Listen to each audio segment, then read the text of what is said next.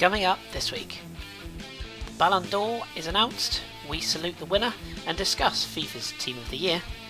Elsewhere, Europe's Big Five, 4 of them are back in action. We talk about all the games and all the goals. Elsewhere, usual Hipsters Choice, Team of the Week, and your questions answered in the onion bag. There's plenty to get your teeth into on this week's Football Hipsters podcast.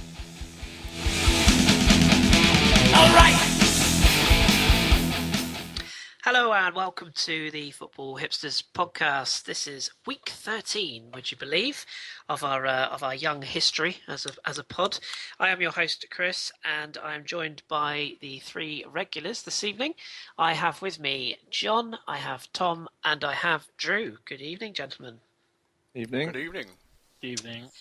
We have loads to get through, which we seem to say every week, but it is certainly true this week. We've got an absolute stack to get through, so I shall waste no time. We'll start, as we always do, with this week's Mighty 90. Right, this week's Mighty 90, I have set our hipsters a new task, mainly because we don't have any Bundesliga back at the moment, so John would be excluded and Tom's Austrian lads are on holiday as well. So until they return, I shall think of new novel concepts for our Mighty 90s each week. So this week I've asked all of the crew to pick a player from their current hipster teams, and it's ideally needs to just be a player that we don't know too much about, just so they can sort of pick out somebody to keep an eye on. So Tom is going to go first. So Tom, are you ready? I'm ready. Then your Mighty 90 begins now. Okay, so my player of choice is BallondOr, the Norwegian. He was born in 93, that means he is 22 years of age. I say he was born in Norway, but actually, I say he's Norwegian. He was actually born in Sweden, which is a little fun fact. He plays midfield, but he's very versatile, can play across any of the 4 positions, right, left or central. In terms of his footballing career, he joined Östersund. Great pronunciation there. The Youth Academy in 98. Made his senior debut on the 20th of June 2008 at 15 years of age, very young. Between the ages of 14 and 15, he spent 3 trial periods with Chelsea, but he never got offered a contract. However, he did spend time with Aston Villa and Manchester City, and they both offered him contracts, except he rejected them in favour of staying in Norway. He signed for the Norwegian top division side, an aptly named side, Viking, great name team, in 2010, which he made his debut for. He went on to play 56 times for the club, scoring 4 league goals. In 2012, he signed my beloved RBS just for under £2 million. He's gone on to play 95 league games. That's a lot for a 22-year-old, and scored 17 goals. Borussia has represented Norway at all levels from under 15s to under 23s. He's played 15 times for the full national side. And scored no goals, unfortunately. But yeah, that's BallondOr. He's one to look out for in 2016, and certainly one who will be scoring the goals from midfield. Fantastic, thank you very much. So that's your time. So there's one to make a note of in Austria for our listeners. Right then, Drew, you are up next. Let's see who you've picked out from Feyenoord. So your Mighty 90 begins now.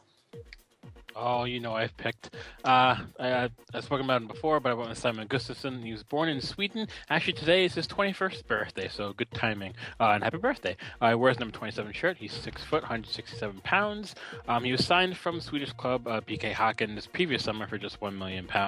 Made his first appearance on the 27th of September. He actually missed the first 5 or 6 matches of the season, getting acclimatized and spending time in under-21s. He played playing in center midfield all 15 appearances this season, in which he has 3 goals and 8 assists in all competitions. His career stats in total, he's made 96 appearances in all competitions with 19 goals and 22 assists.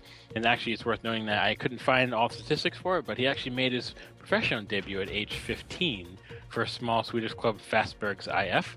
So that's actually pretty noteworthy. In regards to international appearances, he's been capped at U18, U19, and under-21 levels, as well as making his first 2 full international appearances for Sweden in January of 2015 against the Ivory Coast and Finland.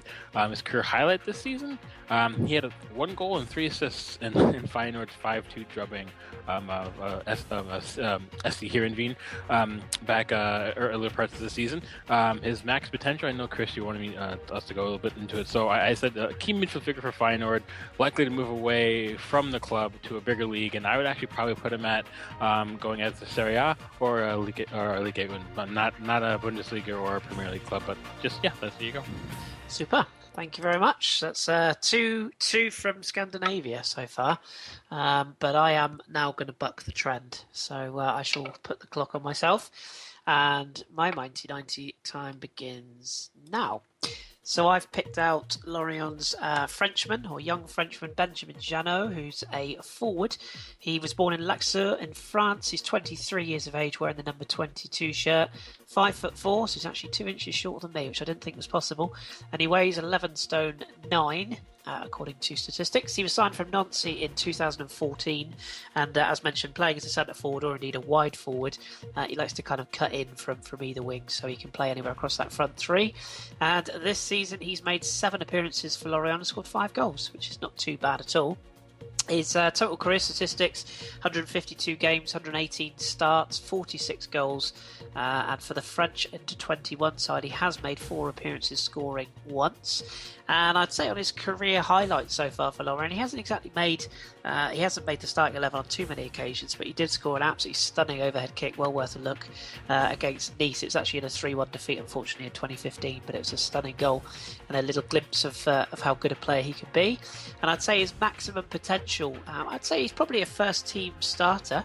Potentially may well move to a bigger club, which is a little bit of a shame for Lorient because we'd love to keep him in our ranks. But unfortunately, as is always the case with Lorient, is when a young talent is discovered and he does particularly well, he's often moved on. So keep across it. Hopefully he'll get some few more games forward now and the end of the season, and he's my player to watch. Right, so just one of us left then. John, it's over to you for a Mönchengladbach starlet, or star, whichever you prefer. And your Mighty 90 begins now. Okay, well, I'm going to go back to the Scandinavian theme, and my Mighty 90 pick is Oscar Wendt, the Gladbach left-back, Swedish international. I'm not one for stats and things like that normally, so I've managed to do a couple this time, but I'm not going to give you his height and weight and stuff. It's just far too personal. I don't know what's wrong with you lot. But he started his career at IFK Gothenburg. I've probably butchered that name, before joining FC Copenhagen, where he made a total of 138 appearances, winning 4 titles and 1 Danish Cup. He then moved to Gladbach on a free transfer, which is something I didn't actually realise at the time, in 2011, and he's made 96 appearances to date with 10 goals. 3 of those goals have come this season, 1 in a very good game against Bayern Munich. Sorry, I just like to bring that one up every now and again. He's also got 1 assist this season and has created 26 chances. He's been an ever-present this season, playing every single minute of every single league fixture. He's made 25 appearances for the Swedish national team. He's just vital to the way Gladbach play. He's just really all out, constantly going down the left-hand side, providing an option. He's just a great player to watch. I wish he wasn't 30 years old and that he could play on for another 10 years for Gladbach. I really would like him to continue his career with us, but I'm not sure how many more seasons he's got left. He was a bit of a late developer, because otherwise I think with the form he's been showing this year and especially last season, he perhaps got to move to a slightly bigger club. Fantastic. Look at that. All of you are on cue this week. Very, very good indeed. So there's another player to write down. 3 Scandinavians and a Frenchman. There's a joke in that somewhere. Right. Thank you very much to all of you. Let's move things along then and venture into this week's World of Football.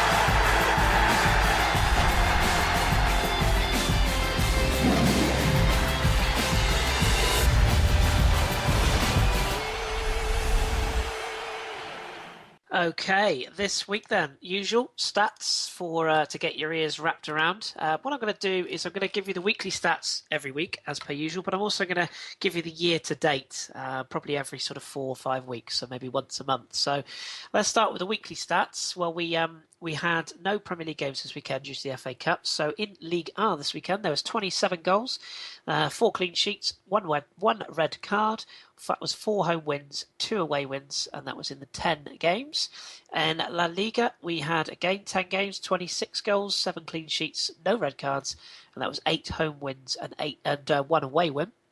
And in Serie A, we had 2 rounds of fixtures this week, so obviously the midweek fixtures, which John will cover, and this weekend's fixtures as well. There was a total of 54 goals.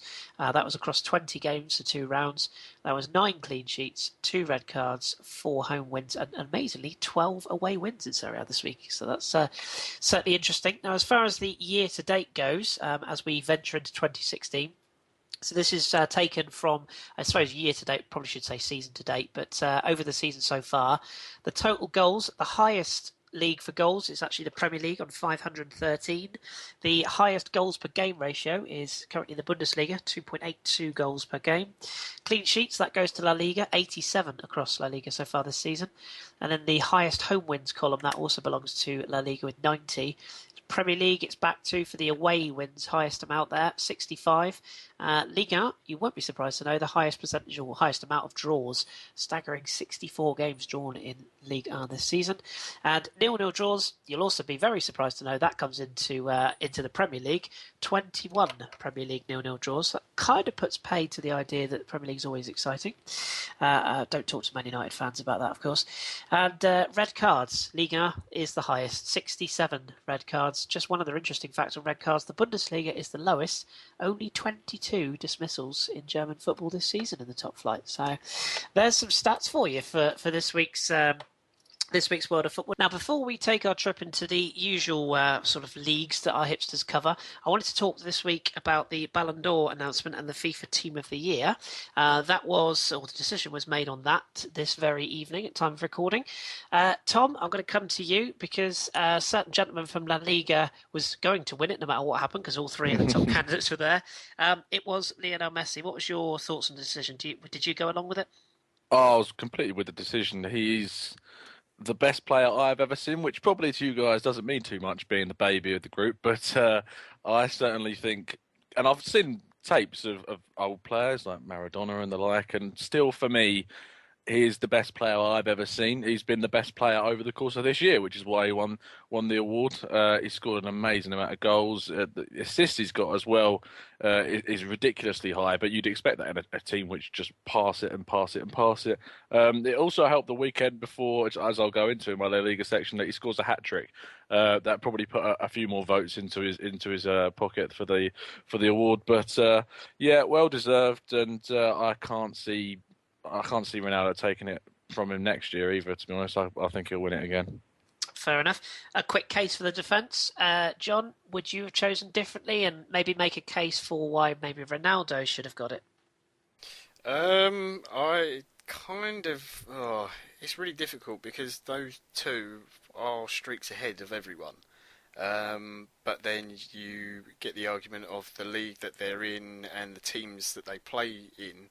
They're sort of the focal point and do so much. I think the difference with that Messi probably edged it this year is the fact that his position has changed and he's not the forward man so much now, and it is more Suarez sort of playing through the middle. I think I'd be right in saying.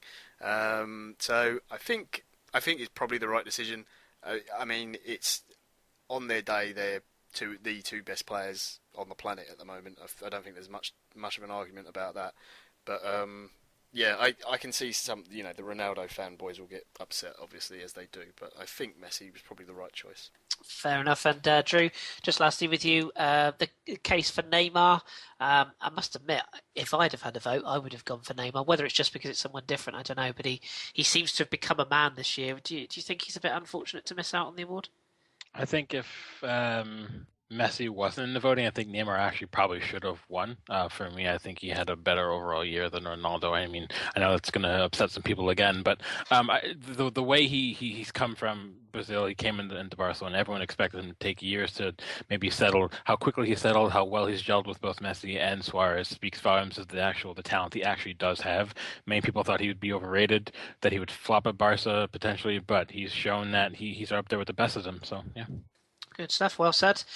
We should also give a quick nod to Carly Lloyd, the US American international female player. She claimed the female equivalent of the Ballon d'Or. So congratulations to her. Don't want to leave her out of this little roundup. So let's have a look at the team then. I know you've got a couple of opinions on this, and we did have a listener question from Gregor Lizniak who wanted to just sort of ask us to have a brief discussion about this. So the team that FIFA have announced as their team of the year was Manuel Neuer, Dani Alves, Sergio Ramos, Thiago Silva, Marcelo, Paul Pogba, Luka Modric, Andres Iniesta, Neymar, Messi, and Ronaldo. Let's start with John. John, any names that you're surprised to see in there? Any that you maybe would have not had or switched around? I think Ramos was a little bit of a surprise. A bit confusing. I thought there was others who could have been in there. Chiellini would have been one. Boateng from Bayern Munich as well. The way he's developed and improved, especially the way that the fact that Germany won the World Cup. But surely that's got to have some say in it. Also, the front three. I said obviously Messi and Ronaldo are streaks ahead when they're on form. But I think there could have been an argument for other forwards. I thought Carlos Tevez last year was integral to everything Juventus did, and then he went on to Boca Juniors. He certainly was in with a shout. The lack of Serie A players was widely noted today in all the papers. Obviously, Pogba did get in, but yeah, they were not impressed with the snubs of Gigi Buffon and a few others. So, yeah, there's other options, but these decisions are always slightly political when they're made. Yeah, true. Certainly, I'll make a case for Zlatan up front, but unfortunately, I don't think anyone's getting in ahead of those three. Tom, what about the sort of La Liga perspective? Two I want to pick out for you. For me, Rakitic over Iniesta, maybe PK over Ramos. What do you think? I would have put Rakitic over Modric simply for being part of that Barca midfield, and Modric without Modric, Real are a completely different side, and I love Modric to pieces. But for me, Rakitic has done more throughout the year. The one that bothers me, and Drew knows what I'm going to say, is Marcelo at left back. I think for me, Alaba, the only reason that Alaba probably hasn't got into that left back position is because he has played a reasonable amount of games at centre back for Bayern. But for me, still, Alaba's the best left back in the world. He's been the most continually ever present and beast in that left back position all year. And he's only 23, 24 years old now, and he's smashing it. And I don't understand. You can tell the frustration in my voice how he hasn't got in over Marcelo. And also Dani Alves getting in that right back spot as well. Is the first year I actually think he deserves it. He's been in it for the last 2 years, I think, or was possibly even further back than that, and he hasn't actually deserved it. I thought the likes of Philip Lahm probably should have been in there. But this year he's been excellent for Barcelona as the rest of the team. But yeah, I'm happy with it. As John said about Serie A, I probably would have had Chiellini over Thiago Silva, and I would have had Buffon over Neuer. So yeah, a big shout out to Serie A for John there. Fair enough. That's very, very kind of you. And he doesn't get it normally, so you're right. And Drew, maybe the two I want to ask you about. Surely Boateng. I mean, I love Thiago Silva, but surely Boateng should have got in ahead of him. And any other players that you think have maybe been unlucky to miss out in Bundesliga? Maybe Robert Lewandowski, for example. I mean, first and foremost, I think half that team is absolute criminal. I just don't understand, and it speaks volumes to the fact that I think it's more of people get votes depending on how fashionable they are as a player. I think you'd find it'd be tough to decide, or tough to find out from other people that would disagree with the fact that they would think that Alaba wasn't the best left back in world football, at least on form in the last 2-3 years. But he won't get voted because he's Austrian. It's really that simple. Austria has done nothing in regards to international competitions. Despite him being a stand-up performer for arguably the best club team in world football, he's still Austrian, and it's not fashionable to vote an Austrian in, honestly, if you really think about it. So maybe that has something to do with it there. But for me, Marcel doesn't belong there. Boateng over Thiago Silva, like any day of the week. He was integral for Germany in the World Cup run. He's integral for Bayern, and for me, he's probably one of the top 2 center backs in the world at the moment. Also, I don't know. I mean, apart from Neymar, Messi, Ronaldo, you could probably think that any of those other players, maybe other than Neuer, there was a better player that could have gone in. I know we were looking through Twitter. A lot of Juve fans thought that Pogba wasn't even their best midfielder last season. So why is he even in the World 11? You know what I mean? Yeah, he really wasn't. Right. I would say that Vidal was better than Pogba, and he's no longer at Juve. But I don't think Vidal belongs in the World 11. But that just goes to the point where it's fashionable to pick Pogba there because I think Pogba got in because of the suit he was wearing, to be honest. well, not just that, but the fact that people rate him as, a lot of people see him as the best young midfielder in world football, and that's why he got in. But on the back of his play, his form, he doesn't belong there, Like you said, Rakitic is probably over Iniesta.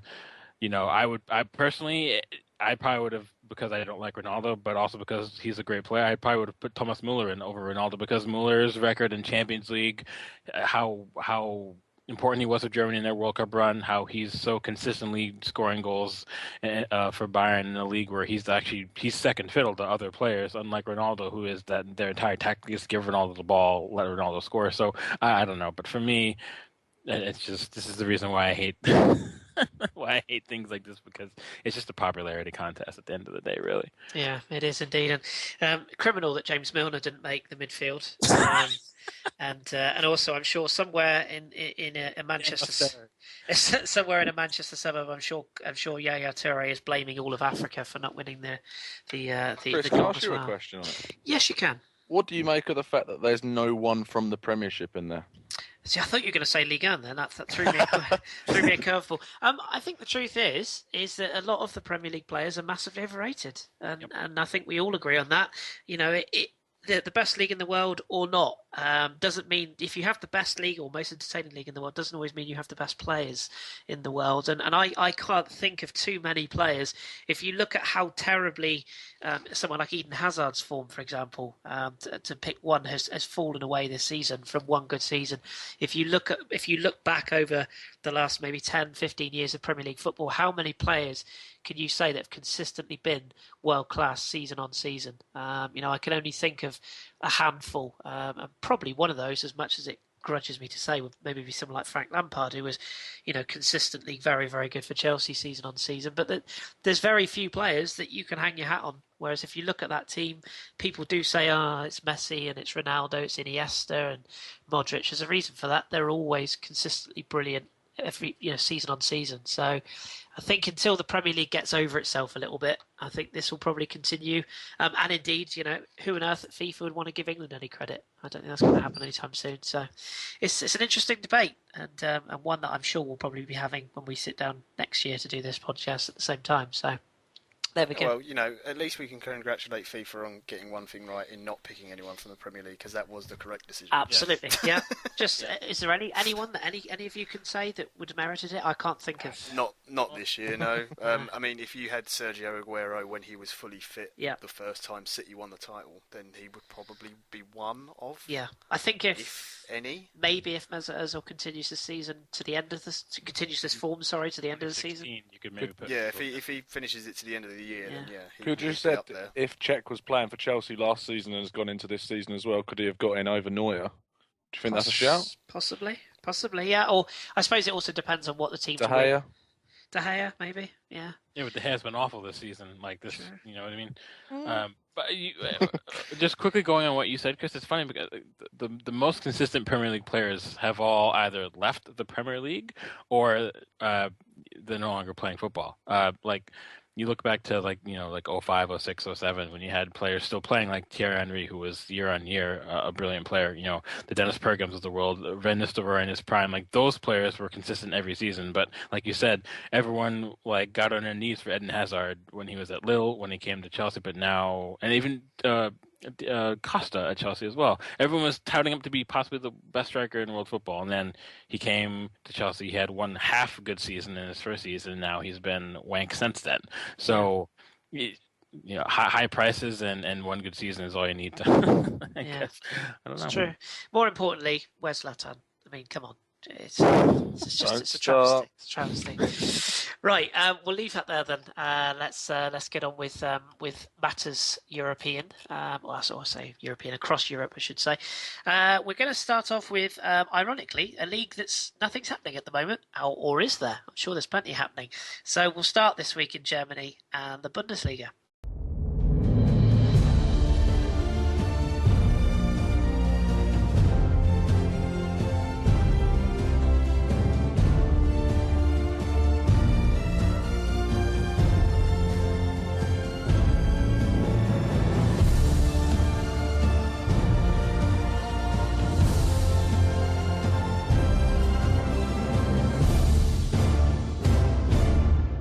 Right then, Drew. So there's no games. I know a lot of the teams are playing a little bit of indoor football as they traditionally do in the winter break. But I understand you've got just a couple of bits of news to bring the listeners up to speed with before the league gets back underway in a fortnight's time. Yeah, sure. I mean, we already touched on it. Neuer was in the FIFA 11. I was going to point that out real fast as the only Bundesliga player. A couple more quick points. Hamburg manager Bruno Labbadia signed a contract extension through 2017, so they're getting more stability there. That's kind of what they need as a club. I know you'd probably agree with that, based off what you've seen in the recent seasons. Mario Götze is slated to be back and available for Bayern in February, so bad news for the rest of the world. Pierre-Emerick Aubameyang was voted African Footballer of the Year, as you quipped before, with Yaya Toure being disgruntled about the voting.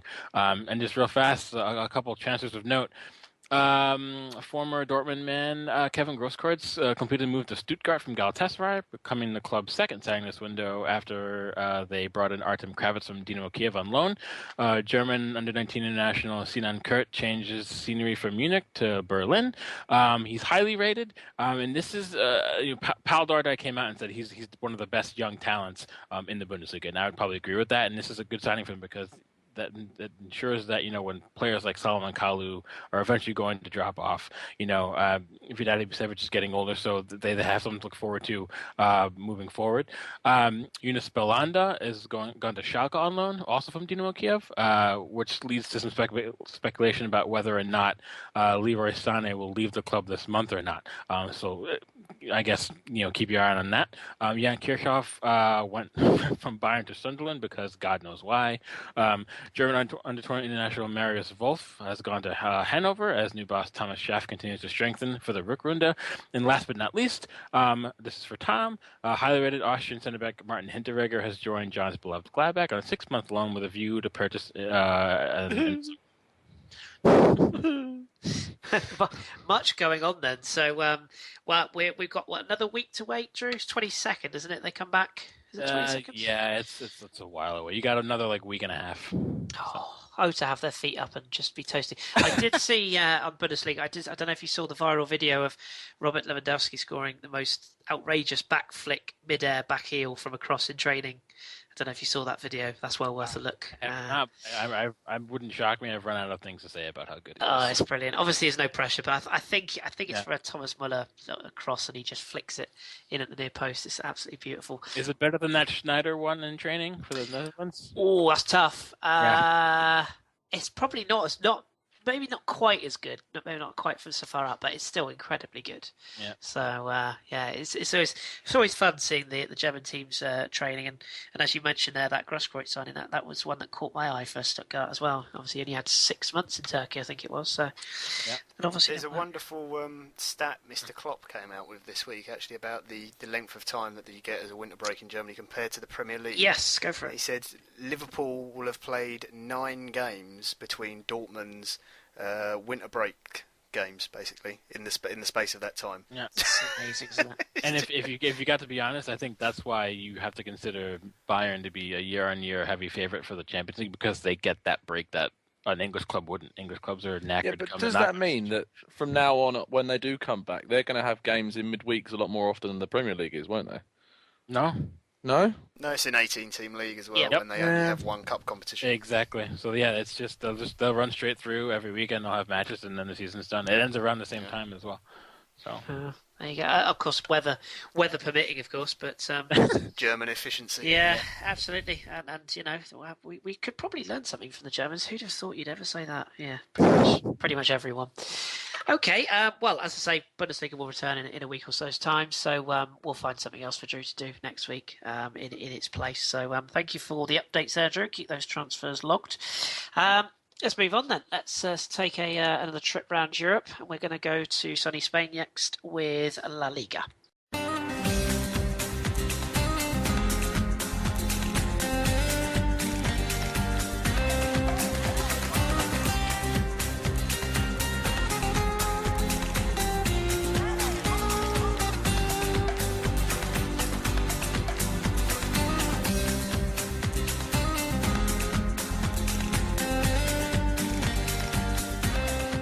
Right then, Tom. So La Liga back in full swing last week and back into its weekend's program this week as normal. The full sort of setup of games. Let's start with the Sociedad game. Well, I'll just let you wax lyrical. Really, what happened in this one? Yeah, well, it's one of those games that if you said at the start of the season and you swap managers, they both change managers. So obviously it's well known Gary Neville's now at Valencia, and Sociedad changed from David Moyes, and both teams hit the woodwork in the first half, but then that was about it, really. It wasn't the most entertaining matches. Sociedad definitely had the possession and more chances to score, and they took those chances because Jonathan latched on to a defensive miscommunication, which has really been Valencia's problem this season defensively, communication in general, and celebrated rather wildly, scoring again. Because last season he wasn't. He was really on form for Elche, and when he came in under David Moyes, he only got a couple of matches, only scored 1 or 2 goals, didn't really perform great, but now he seems to be scoring a lot more, and that's the reason he got the first and then the second. Also another cross and another header, and I must say the guy that put the crosses in for both goals was Carlos Martinez, the right back, who had an absolutely fantastic game, keeping the clean sheet, and I'm sure you might be hinting at his name a little bit later on. I may well do. He hit the post as well. He did indeed, yes. Well, we'll move on then to Gary Neville's not having a great time there, but hey, he got his point against Real Madrid, and that's where we'll go next. So Zizou, he took his bow against Deportivo at home. It's probably the ideal fixture, really, to grease the wheels, as it were. Now, Cristiano Ronaldo didn't get on the score sheet this week, and he tried everything to get on the score sheet, but a certain Welshman took centre stage, and Real running out 5-0 winners. He certainly did. Zizou came out in the week saying that how Ronaldo is unsellable, and especially Bale now is going to be their new talisman after Ronaldo may pass on in a couple of seasons or two, because I'm still determined he is going to be there next season. But no, as it is with Real Madrid, struggling signs at the beginning. Depor had the first chance. Lucas Perez, that man who's been on great form all season, had the first chance, and Navas was on point to save it. But then really it was the Real Madrid show. A great instinctive back heel from Benzema off a Ramos header put them 1-0 up, and then the Bale show started. So the header from Carvalhal's cross was then followed by a near post finish off Ronaldo's assist, and then Bale's hat-trick came from a cross from a Kris corner. I love that saying, Kris corner, and a lovely header that went straight in the back of the net. And then right at the end, 91st minute, Benzema latched on to CR7's kind of miscontrolling play inside the area and just smashed it into the crossbar and into the back of the net. Zizou deployed a midfield of Kris, Modric and Isco, which works when you play against the likes of Deportivo, but still they're lacking that defensive midfielder, and that was very clear because Deportivo, certainly they had chances. They were never going to win the game, certainly, as a 5-0 scoreline would suggest, but still there are signs that not all is perfect. Seeing the highlights of that, I must admit I was surprised Depor didn't at least get on the score sheet. So that brings true to Navas it. played well, I must say. Yeah, absolutely. Let's move on to Levante Vallecano. I watched this game, weirdly. Yep. I wasn't doing a lot. The first goal from Diverson. What a goal. Just talk us through that game. Yeah, so it was a game where both teams are desperate for points. Obviously, Levante haven't won in so many games. They've been sitting on 11 points for so long. The first goal, as you say, Davison, great goal on the volley from the cross. And It looks amazing at first, but I must say that the keeper could have done slightly better. Yeah, that's It fair. does sort of get a hand on it, and it still does go in. The power certainly is what takes it in, but still do go check it out. And then Morales turning inside, turning in and out to apply an easy finish to make it 2. And then that blast from the pass, Pablo Hernandez, the ex-Swansea midfielder and ex-Valencia, of course, got a goal in the 83rd minute, but it was obviously too late. Massive 3 points for Levante. Up to 14 points, and Rayo are really, really sliding and in a lot of bother at the moment. I would say it was quite an entertaining game. It was one of those that it took quite a while to get going. Once it did get going, it was quite fun. The last 20 minutes. Expect from two of those sort of teams down at the bottom. Yeah. I certainly didn't see 3 goals in it with the last 20 minutes turning, but still. No. Let's talk about a man close to my heart, Kevin Gamero. He's been deployed for Sevilla in recent weeks, and that was a decision that proved to be a good one. Sevilla beating one of the informed clubs in La Liga this weekend. Yeah, it was a massive dent to Bilbao's Champions League chances. Obviously, they've probably got the more realistic thoughts of Europa League in mind, but still, the run they've been on, it was impressive, especially because Sevilla aren't the most informed team at the moment. And certainly, Sergi Rico has been one of their star players. Their young goalkeeper pulled off a stunning save from San Jose's header, so that is definitely one you need to check out in terms of save of the week.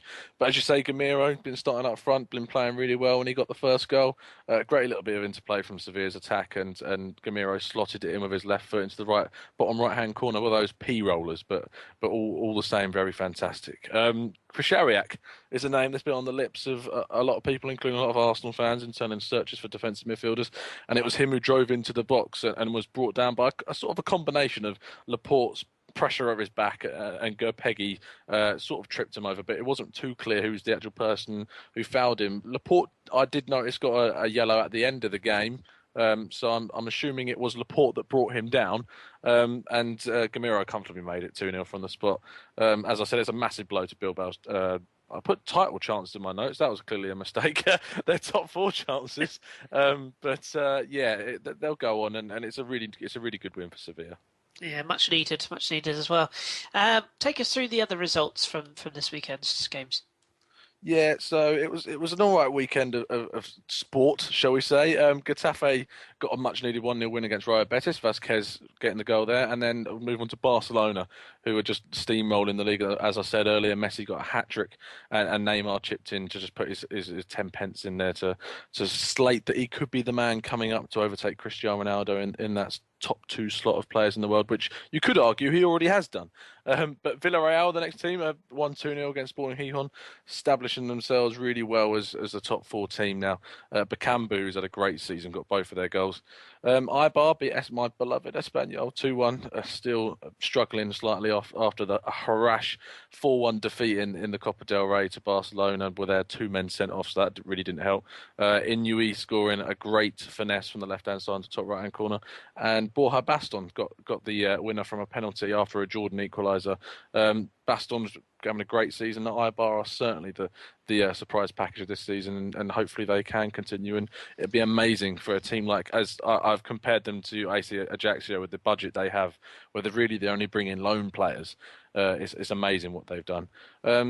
Las Palmas got a 1-1 draw against Malaga. Malaga are certainly the informed team at the moment, surprisingly. Weird how they used to be bottom of the league, and now they're sitting in 10th.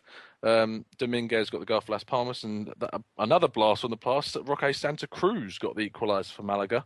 That's a name I'm sure a lot of your Man City fans will remember, and Blackburn as well.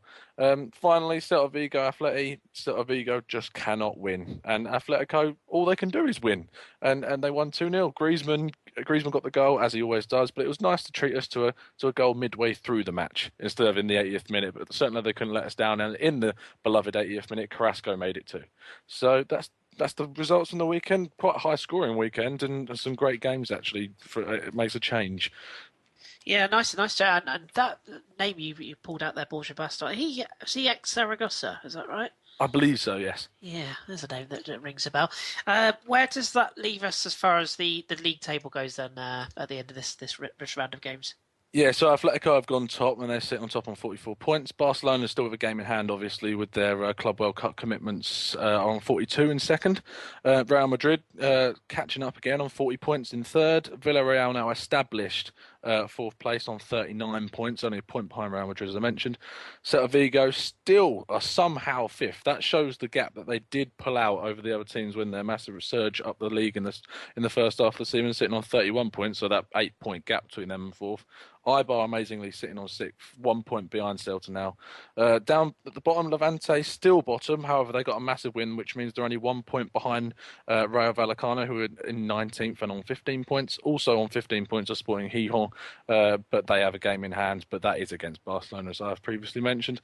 Granada sitting 17th on 17 points, and Las Palmas sitting 16th on 18 points. So it's a bit tight down the bottom, so it'll be interesting to see what teams overtake who, and there's going to be big games coming up next week for sure. Yeah, give us a highlight fixtures to look out for in next week's round. Yeah, so first of all, it's Copa del Rey week again, seeing as back-to-back fixtures they always have. I'll give you the rundown because there is only six fixtures. Deportivo play Mirandas, and that's a 1-1 aggregate at the moment. Sevilla play Betis, and that's 2-0. Celta play Cadiz, and that's 3-0 at the moment. Villarreal play Bilbao, and that's 2-3 to Bilbao at the moment. Espanyol obviously coming back again for their third match against Barcelona in just 2 weeks, and they're 4-1 down, but they are playing a home leg, so maybe 3 goals, we can hope. And Las Palmas are 3-2 up on aggregate against Eibar, and they're playing at home. In terms of La Liga next week, I've picked out Barca against Bilbao. Obviously, Bilbao are the current Super Cup champions of winning the Copa del Rey, and not winners of the Copa del Rey, but the team who came runners-up of the Copa del Rey against the winners Barcelona, and they beat them 5-1 on aggregate. So Barca will be wanting revenge off of that. So some good fixtures next week, and it'll be interesting to see who comes out in that one. Yeah, plenty of games to look forward to. We'll keep an eye across that. Just finally, any news that's floating around in La Liga this weekend or this week? Well, there's nothing much in terms of transfers. Like Drew has a lot of work to do with his transfers. Spain isn't really that busy when it comes to January. It's just not a favoured time, other than Barcelona signing 77 players. But that is obviously normal when you've had a year ban out. So, and of note, obviously, the two are Artur and Alex Vidal, and they signed 5 players for their Barca B side. The rest are all from La Masia. Bojan Jojic is a player you might have heard, Slovenian, plays for Villarreal. He's joined Nottingham Forest on loan until the end of the season. So I might have to pop down to the Forest ground and have a watch of a Villarreal player in the weeks to come. In terms of management, Betis have now sacked Pepe Mel for the second time in 3 years. So it's a great successful record he's having at the moment. Obviously, people remember him from his time at West Brom. But a quote from the manager after the game that lost to Getafe was that if they want to sack me, they can. And so they did. So, yeah, that's pretty much what happened. Yeah, ask and ye shall receive, shall we say. I know just before we leave Spain, Drew has a quick question for you on something in the La Liga sphere, shall we say, this week. Drew, what was your question? Yeah, just real fast. I was curious if what do you see, if any, changes Zidane bringing in to Real as he sort of shows of just to put his rubber stamp on the club, early doors with him. What do you see? In terms of what they've got, I really don't see where they're going to be bringing anyone in at the moment. January is not a great time for either Barca or Real Madrid usually to bringing in world-class players. What I do know is that he'll be making sure Bale sticks to that right-hand side. That's his favourite position. And not his favoured position, his best position, no matter what Bale thinks. So that he'll be stamping down that on him. And obviously, it looks like he'll be bringing in Isco a bit more than James, which is odd, but seems to be working. So but it'll be interesting to see what he does. As when Gary Neville came in, I'm very much on the fence, very inexperienced. Obviously, the only experience he has is with the youth team, but that's nothing compared to what it's like managing Real Madrid. So it'll be interesting, but the players certainly seem like they were wanting to play for the manager for once, which they certainly weren't under Benitez. Yeah, right. We'll see how long that lasts when some of them are left out. But yeah, super stuff. Okay, well, thank you as always, Tom. As usual, you'll be back next week with all things Spanish, so we'll keep an eye out for what happens this weekend and indeed the midweek fixtures. Right, let's move on then. Let's go home, shall we? Come back to England. I say home, it's not for Drew, but Drew's going to look after Premier League this week. So, Drew, let's see what is going on as we talk Premier League / FA Cup.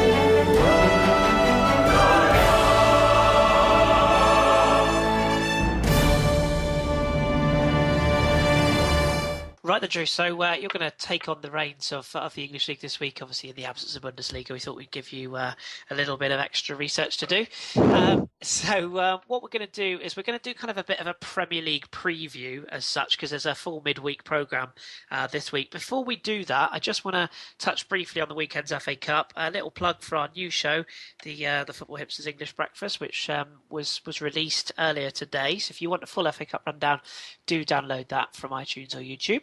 But I just picked out a couple of games that we didn't really discuss in very much depth last night, and I also want to go through the draw which was made. So we'll start with your good self. Just talk to me a little bit about the Norwich-Manchester City game, a 3-0 win for Man City. I would hazard a guess they're one of the favourites for this year's FA Cup. Oh, I mean, I would imagine they're probably a favorite for the FA Cup every year. I mean, I've got to be honest, though, because I don't get to watch much FA Cup here, given how TV works when it's not really televised, but it's the only result that they would deem required from that.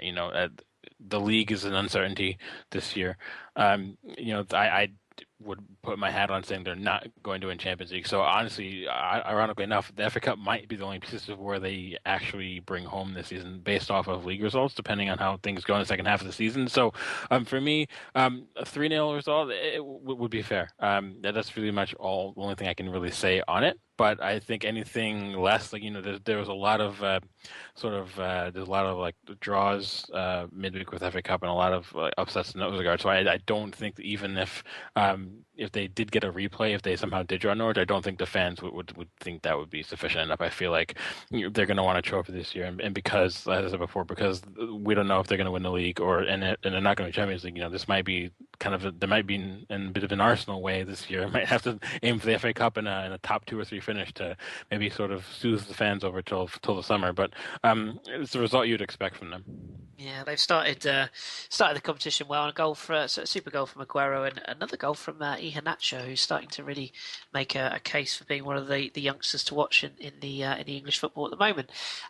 John, what about Bournemouth? I wanted to highlight this game because we didn't touch on this too much depth last night. They were fairly outplayed really by Birmingham, but they came away with a 2-1 victory, and they've made quite a big signing in this past 24 hours. What do you make of Benik Afobe as potentially Bournemouth's saviour, and indeed maybe just give us a little bit more information on Wani Turbe as well?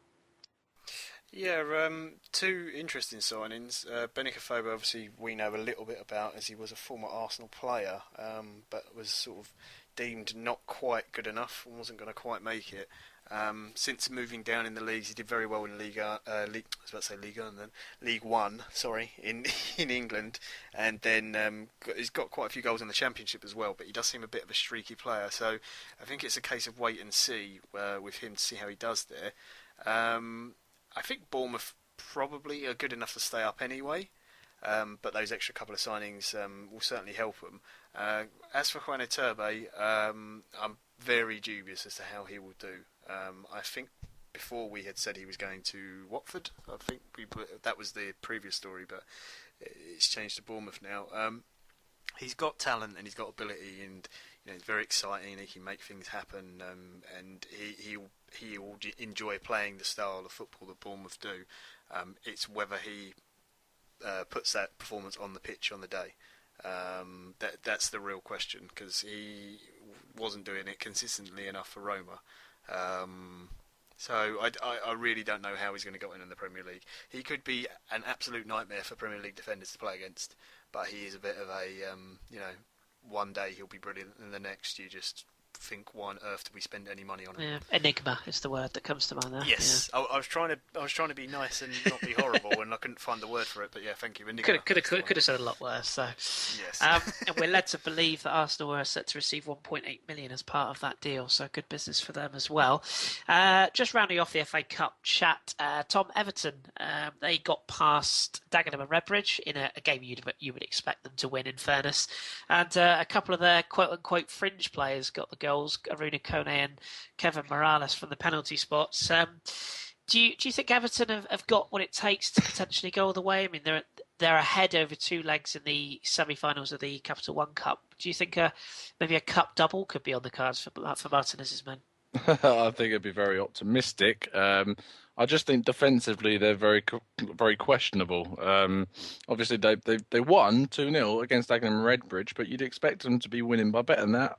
But possibly that's a bit of a disrespect for Redbridge. But no, it's good to see Kone scoring because he doesn't often start. What I liked about it was to see Oviedo play because obviously he's had great but bad injury record, and it's nice to see him getting assists and Morales scoring obviously, even though it's from a penalty, but he won it. And he's a player that I've always really liked, so it's a nice win for them. And I don't think they'll go massively far, especially with their Capital One Cup commitments. But certainly, it is a nice to see them win again. Yeah, here. I agree on Oviedo as well. Good little player. Right, let's run through the FA Cup fourth round draw then, and then we'll go back to Drew for a Premier League midweek preview. So the FA Cup fourth round draw, these ties will be played between the 29th of January and 1st of February, and the draw as it came out, or indeed in alphabetical order, is Arsenal versus Burnley, Bury or Bradford City versus Hull City, Carlisle United or Yeovil against Everton. Colchester will play host to Tottenham or Leicester. Crystal Palace in an all Premier League tie host Stoke City. Derby will entertain, that's an interesting word, Manchester United. Eastleigh or Bolton. Eastleigh getting that amazing draw at their home ground against Bolton. They will face Leeds, whoever wins that tie. Exeter City or Liverpool will be at home to West Ham. Huddersfield Town or Reading will face Walsall. Ipswich or Portsmouth will host Bournemouth. So it could be a South Coast derby there. Northampton or MK Dons will face Chelsea. Nottingham Forest will face Watford. Oxford United's reward of beating Swansea is to play Newport County or Blackburn. That game being played tomorrow. Shrewsbury will face Sheffield Wednesday. West Bromwich Albion or Bristol City will face Peterborough. And finally, Wickham or Aston Villa will play Manchester City at home. So that's the FA Cup done and dusted until the next round, where, of course, again, we'll pick it up on the breakfast show. Drew, let's hot foot back to Premier League then. So we've got a full midweek programme ahead of us, starting tomorrow. There's two games I've picked out that I just want to have a chat to you about. First of all, tomorrow's game between Aston Villa, who are, I think it's fair to say, well, I don't even know how to describe Aston Villa at the moment. They're a club in crisis, probably, but they're playing Crystal Palace at home. Now, there's some interesting press conference from Remy Gard today where he said that he would like Randy Lerner and Tom Fox to come out and address the fans. That he does feel that the squad needs to be improved, but he has said he won't walk away. What do you make of Aston Villa, particularly given the fans going for the team bus, Mika Richards having to speak to the fans directly at the weekend? And what do you make of that fixture? And is it a game you can see Villa getting anything from, given Palace's away record? Honestly, you and I spoke pre-pod much earlier in the day about what's going on with Villa, and to be honest, it's just, as I said, Remy Gard, he's not a bad manager by any means, and I know you've had experiences with him, watching his Leon teams and whatnot, but honestly, he's come into a managerial situation where he's not been given the right cards to play the hand, if you know what I mean. He's not, they won't give him enough resources to strengthen in January. The owners don't really give anyone a chance to really do what needs to be done, and it's unfortunate because I have a lot of respect for Villa as a club, and they're huge with a fantastic history. They're brilliantly supported. So to see a club like that go down, it sort of reminds you of that moment when Newcastle went down. But I would say that Villa are historically, obviously, they're bigger, but I can understand the frustration. But you have to think that maybe the fans, if they consider themselves to be footballing intelligent, they would understand that they can't blame the players for being brought into a side where, as we spoke about before, a lot of players that come into the Premier League are overrated. A lot of those players they're not bad players, they're good young players, but they may have made a one step too huge. They maybe needed to go to another club before going to a big club in a big, in a big league. So it's not their fault. But it's going to be tough for them. I don't see them winning. They've won one match in 20 this season. So even though they're going to be at Villa Park, Palace are fantastic on the road. They're in seventh right now. They're in brilliant form up until their loss against Chelsea recently. So I think it's just going to be more misery piled on. And honestly, despite Remy Gard's pedigree, I can't see them staying up, unfortunately. And that's very unfortunate for a club of that stature. Yeah, they're one of only three sides across Europe that haven't won a game in the top five leagues at the moment. Troyes and Hellas Verona Barcelona being the other two. So no home wins all season. That speaks volumes. But a couple of quotes actually I wanted to share with you guys from Jordan Veretout, the young French lad who signed, who's very, very talented, by the way. I've seen a lot of him at Nantes. And he gave an interview to L'Equipe on Friday. He was asked how he found his, or how he'd sum up his first 5 months in the Premier League. And he said that the beginning of the league was difficult for him. The change of clubs, settling in London, leaving Nantes wasn't easy. Since then, he had very little playing time there, and but today he feels settled. At the start, he barely played, and this was interesting. He said the question was put to him: what sort of relationship did you have with Aston Villa manager Tim Sherwood when he was signed? He said, I was told that he believed in me, but when it came to it, I was on the bench every weekend. I was not given an explanation as it was difficult to speak, especially with the language barrier. I did not have dialogue with him. I did not understand him, and I still do not understand. And then he went on to say, when I was playing, I thought I was performing well, admittedly not at 100%, but it was in a period of adaptation. And he chose players who he saw as tried and tested.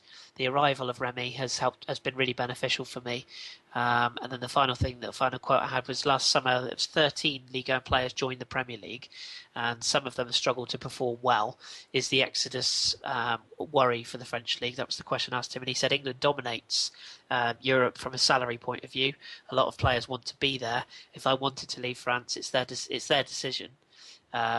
It's their decision, but me, I wanted a new adventure. But admittedly, you have to cope with competition. At Nantes, I was never really confronted by that. So, quite an interesting glimpse into the managerial tenure of particularly Tim Sherwood, who I see signed the player and then just didn't play him. So, I think maybe Villa fans need to look closer to home about some of the things that are going on at their club. But absolutely, we shall see. Let's move on then to Newcastle, who are also in action tomorrow night as they play host to Manchester United. What do you make of Newcastle? We've got some transfer information when we come to the French league in a minute, but I mean, they just look a side that's, I don't even know really. They've got some good players, but is it the manager? Is it the squad? And what do you make of them? And indeed, what do you make of Manchester United as those two teams meet tomorrow? I don't. My best friend's actually a diehard Newcastle supporter, so every week I absolutely feel for him when I get those text messages of him ranting for about 25 minutes, saying the same thing over and over again every week. They just cannot score goals, and for me, it's just. When you look at their 11, they're not a team you would expect to be sitting in the bottom three. I wouldn't expect them to be a top 7 place, but maybe a solid, between 9th and 12th place. They should be comfortable with their results in their future past this season, but they're not. For me, I always think it's got to be something wrong with the club when it comes to the atmosphere. They have a lot of good players there. Most of those good players aren't playing well. So you have Mike Ashley is arguably the worst owner in the Premiership, and the type of managers they keep bringing in aren't the ones you would really sort of. I don't know.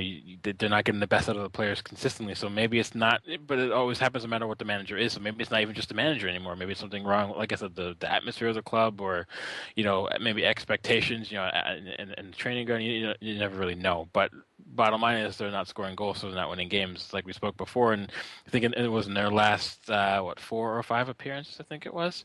Let me see. In their last 4 matches, they only have a draw and 3 losses. They've only given up 4 goals in 4 matches, but they've only scored 1, and that was in the 1-1 draw against Aston Villa. So when you have players, Alexander Mitrovic has come in, he shouldn't have jumped from Anderlecht to the Premier League, but in Belgium he was a very highly rated young striker, and people in Serbia still have high hopes for him. He's not a bad player by any means. Czech Tiote, on his day, he's a very solid holding midfielder. People like Sim de Jong who have some quality and they're capped internationally. Tim Krul is an excellent goalkeeper. And the list goes on. Del Yamat is very good. Jose Perez is a very good player. Jorginho Wijnaldum has been their best player, and he was an excellent signing. So you have players there where they could build something around, but Newcastle still don't get results. So at the point in time, you have to wonder, it's got to be a combination of a lot of things. It can't just be the players. It can't just be the management. It's got to be there's something wrong with that. And so I don't see them getting a result in this one. But and speaking of Manchester, sitting in 5th, not having the season they wanted, but for me, it all comes down to Louis van Gaal.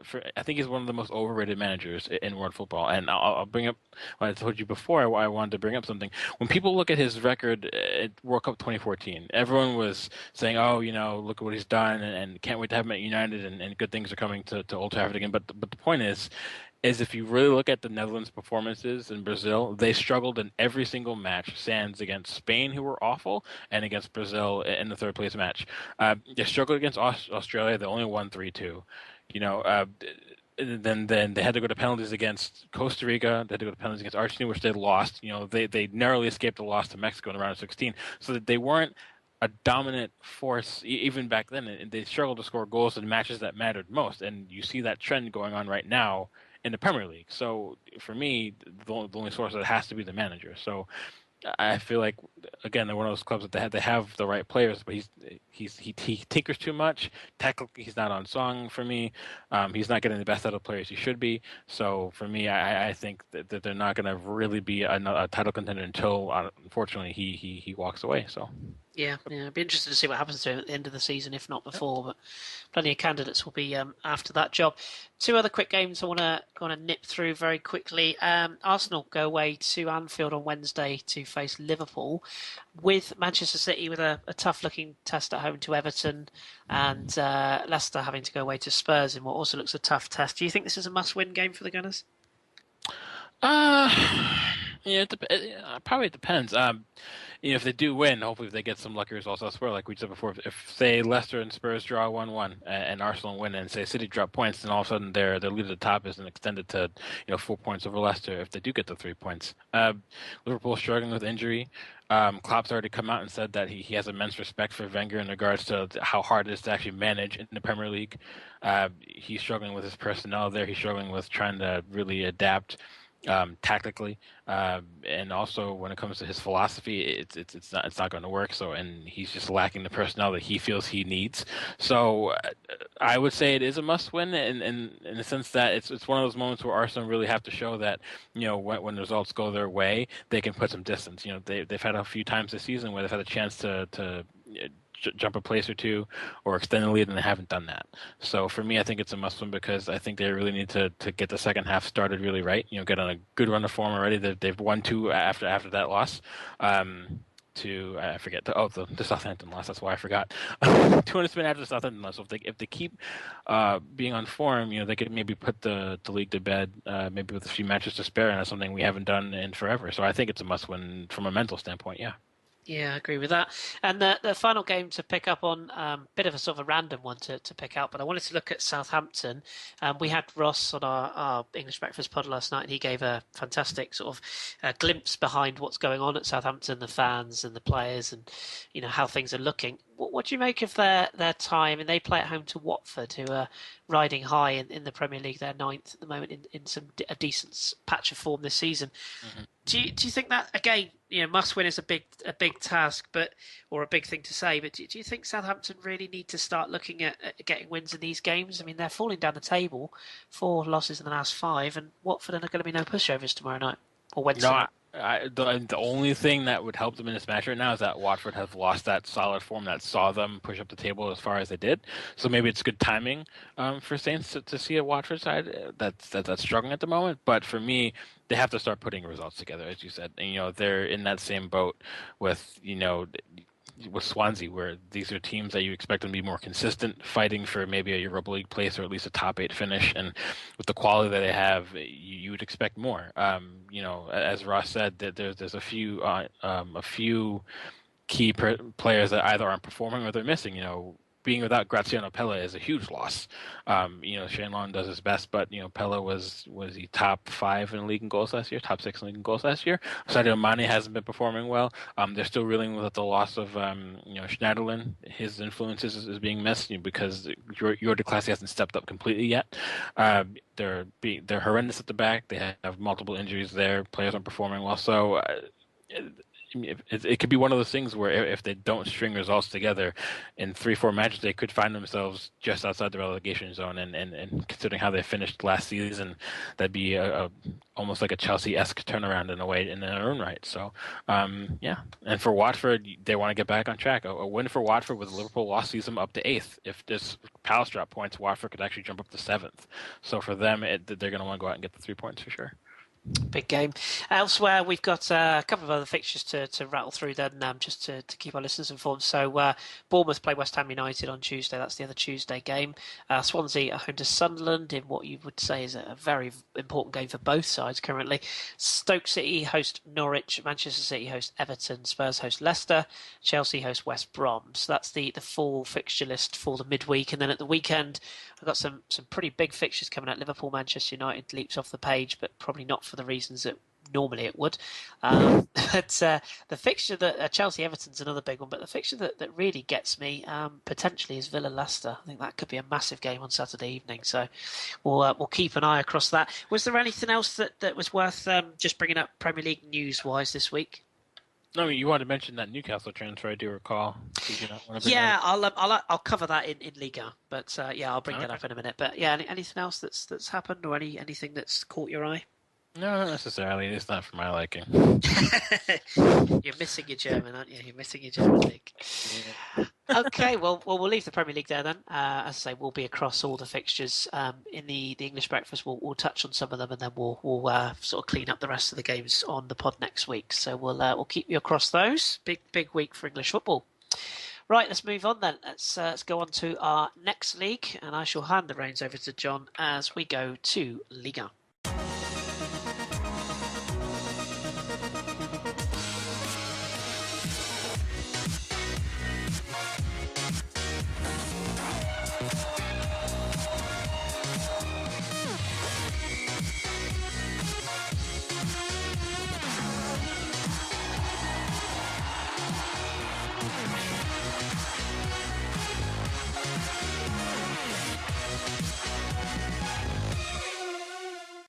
Okay, so Kris, to get started this week in Liga, we have a brand new stadium to talk about. Lyon's shiny new stadium, the Stade des Lumières, which I've probably said horribly wrong.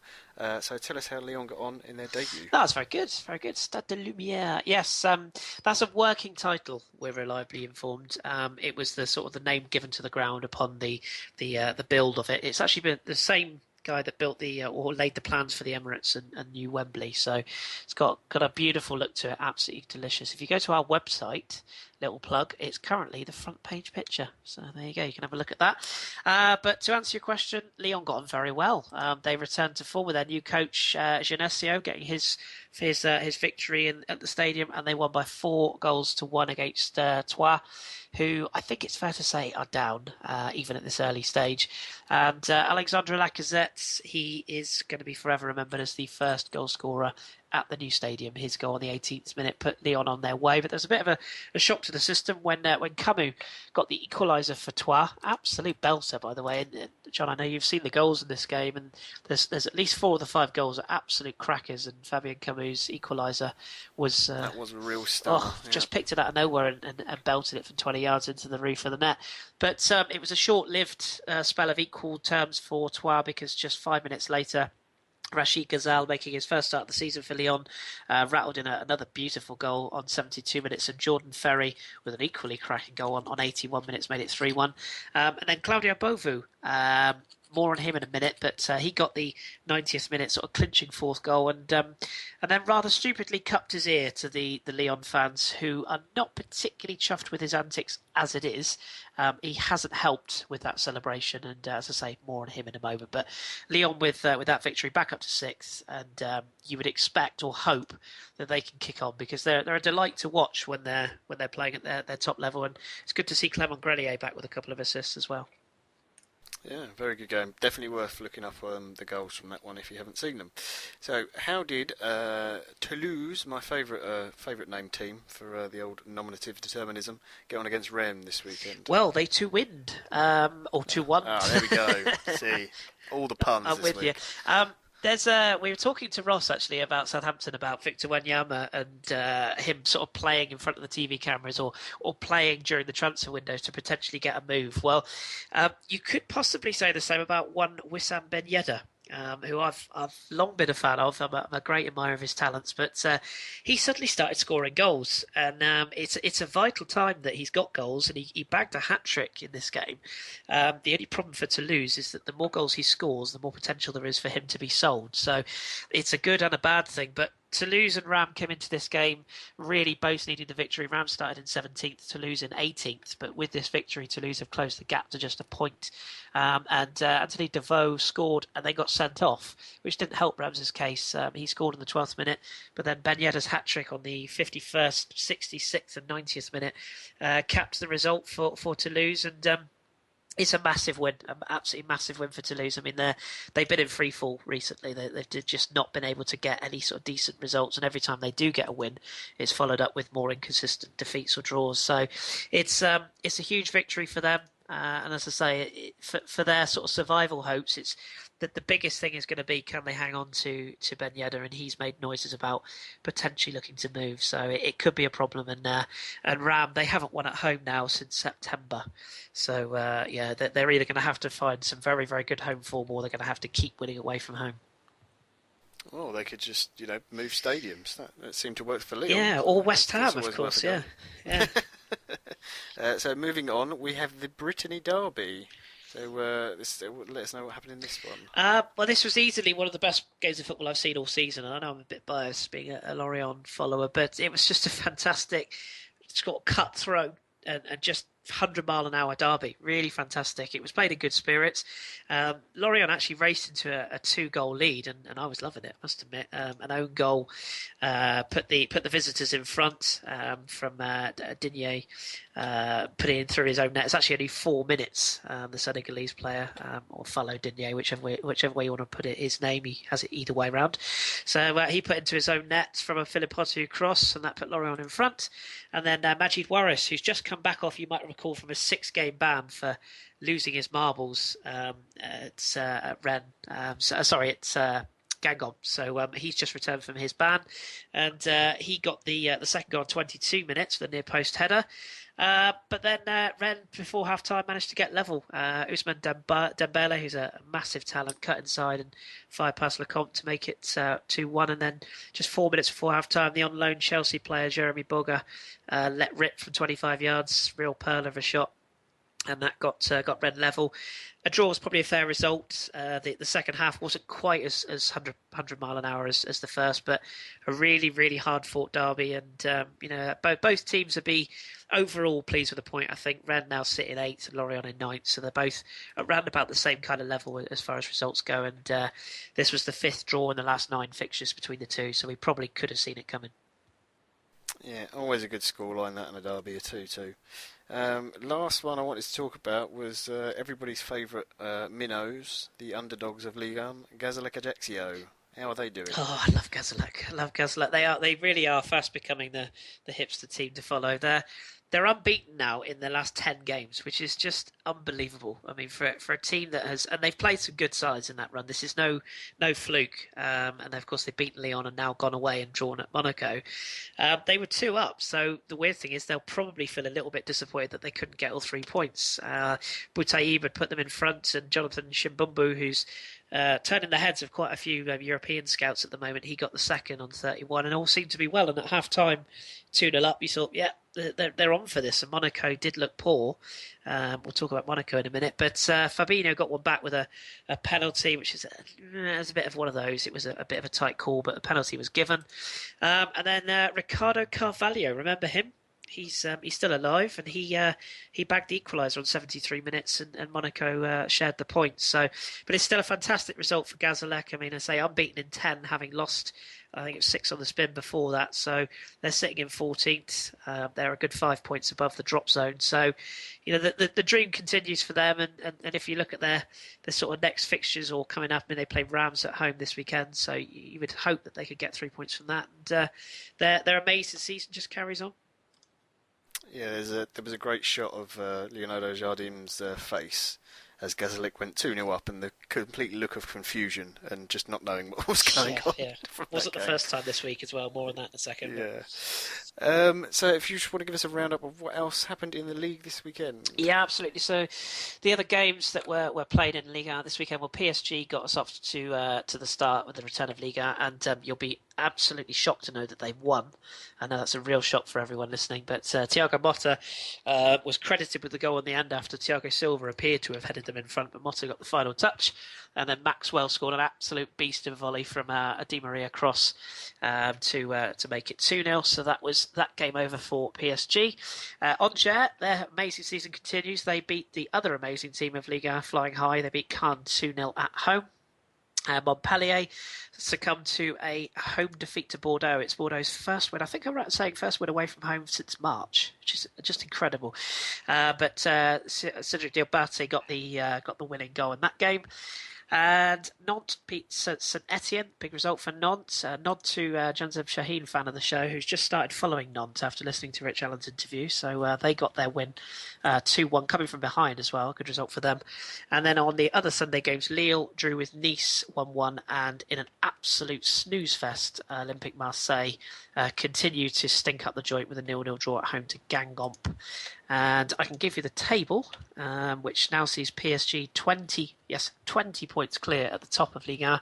Angers continue their impressive season in second, with Monaco, Nice, Caen and Lyon making up the top 6. And then from the bottom up, Troyes, let's be honest, they're relegated. They haven't won all season. They've got 8 points. Guingamp in 19th on 20. Toulouse, same points on 18. Ram just above them on 21. And then it's Bastia, Montpellier, Gazalec, Lille and Bordeaux reading up the table. Marseille sitting in 11th now. God knows what next for them, because it's fair to say their fans were not particularly chuffed with a 0-0 home draw last night. I'm not surprised. Any other news, transfers, or celebrity otherwise, as it seems to be only Ligue 1 when we get that? It's become my staple now, isn't it, to try and find something to amuse you. Well, I found an absolute gem of a story this week, but we'll start with the very sort of simple roundup of transfers and whatnot. First of all, Radamel Falcao. The president, Vasilev, has confirmed after last night's draw with Gazalec, Saturday night's draw, I should say, that they will not be recalling Falcao. He said he's injured for 6 to 8 weeks. For the moment, we have decided not to recall him. So Falcao very much the man that nobody wants right now, which is quite amazing after the fight there was to sign him last summer. Lyon have rejected an offer from Italian side Hellas Verona, who we'll come on to with you, John. I'm sure they could do with a defender right now, but they won't be getting Lindsay Rose. There was talk that Rose would go to Lorient after Lamine Kone went to Sunderland, but that fell through, and they've now decided that they will not be letting Rose go to Italy. Claudio Bovu, that we mentioned previously, he's in hot water. There's a lot of talk that he's going to move on. It's fair to say his move has not been a success since signing from Guingamp. He's not been a popular figure at Lyon. His questions of his attitude and his work rate. Well, he skipped training today. That's the second time in a row that he's done that. So I think it's probably fair to say he won't be a Lyon player for much longer. And Newcastle United have completed the deal for Henri Saivet this evening. That's gone through. Willy Sagnol has let the midfielder go. There's a lot of talk in the English press that he's a winger. He's not a winger. Please don't believe what you read. He's a number 10 or at most an attacking sort of midfield player. Yes, he can play wide of the strikers, but he's not a winger. So please, guys, just do some research, English media. Terrible. Alexandre Lacazette, he responded to Newcastle's offer this week, and he gave a quote to the waiting media after he became Lyon's first scorer in the new stadium, and he said, "I read what was written in the media. I am now at Lyon. I want to do a good second half of the season. For me, my departure is not on the agenda. It is my agent who deals with that. He knows very well that I do not want to leave, so he rejected the offer." He doesn't make any note of the fact that he wouldn't really like to join a side that could be in the Championship next year, of course. And also Porto, their coach, they fired their coach this week. Lopetegui has moved on. There's a lot of talk that they're after Leonardo Jardim from Monaco. You mentioned his face after the game at Gazalec. He was also not particularly chuffed when he was told that Claude Makélélé would be the new sporting director at Monaco without being consulted. So it's fair to say at Monaco at the moment relations are strained, and the fact that he is Portuguese himself would suggest that there's a good chance that he might walk away from Monaco. So we'll have to keep an eye on that. There's also a lot of rumours and whispers that a certain Jose Mourinho is eyeing up the Monaco project at the end of the season. So we'll have to keep an eye on that one. And the final piece of news for you, this is the one that you've all been waiting for. An interesting story has developed today in France, and it's PSG. They have threatened the Universal Music. Why, I hear you ask? Well, it's quite straightforward. They have they're very upset that a female rapper who I'm reliably informed goes by the name of MIA. Not my type of music, I have to suggest.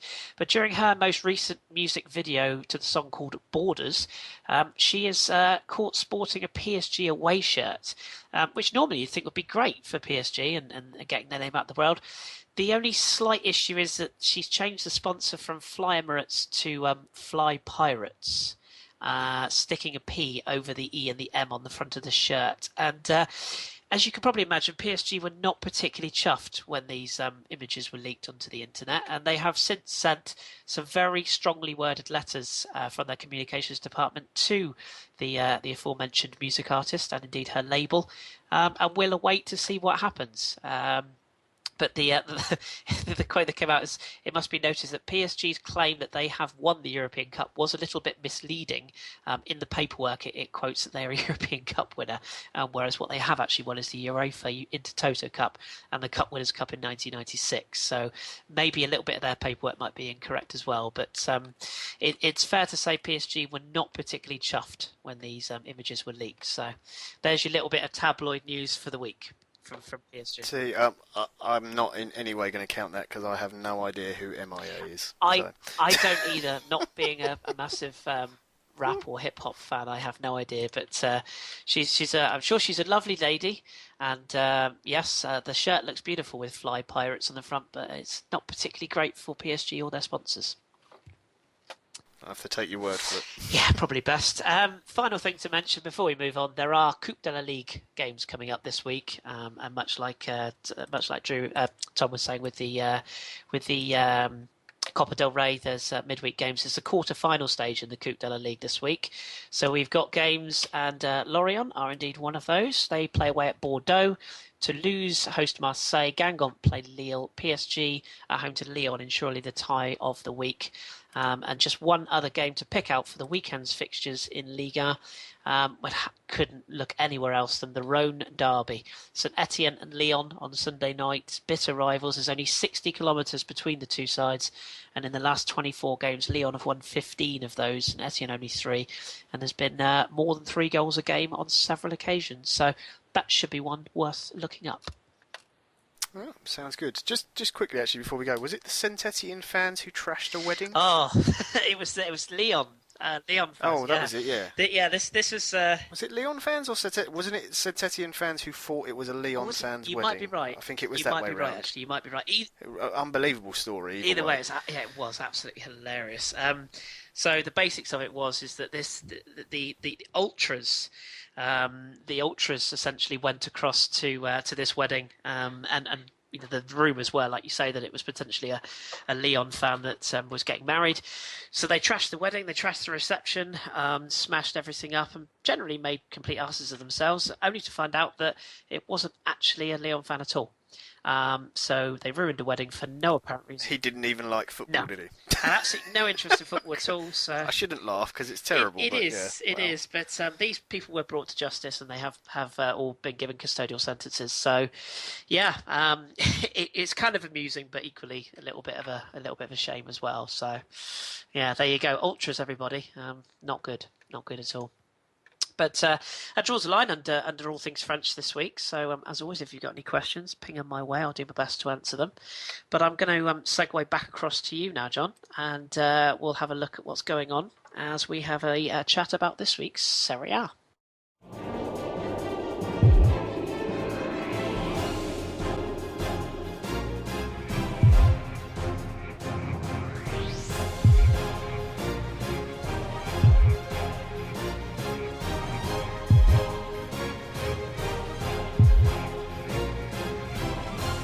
Right then, so lots going on. You've had midweek games, so do you want to just give us a quick rundown of what happened in midweek before we look at the weekend's games? Yeah, sure. So midweek we haven't really got time to go into them. So just to give you a quick roundup: Inter, Fiorentina, Napoli, and Juventus all won their games. There was a big derby, the Derby della Lanterna. This is the Genoa derby. Genoa losing 2-3 to Sampdoria. Really good game actually. Samp were 3-0 up and then nearly threw it away. Genoa getting 2 goals and really pushing towards the end. Lazio had a 0-0 with Carpi. Failing to score against Carpi is a really bad result. Milan lost at home to Bologna. The Donadoni effect in full swing there.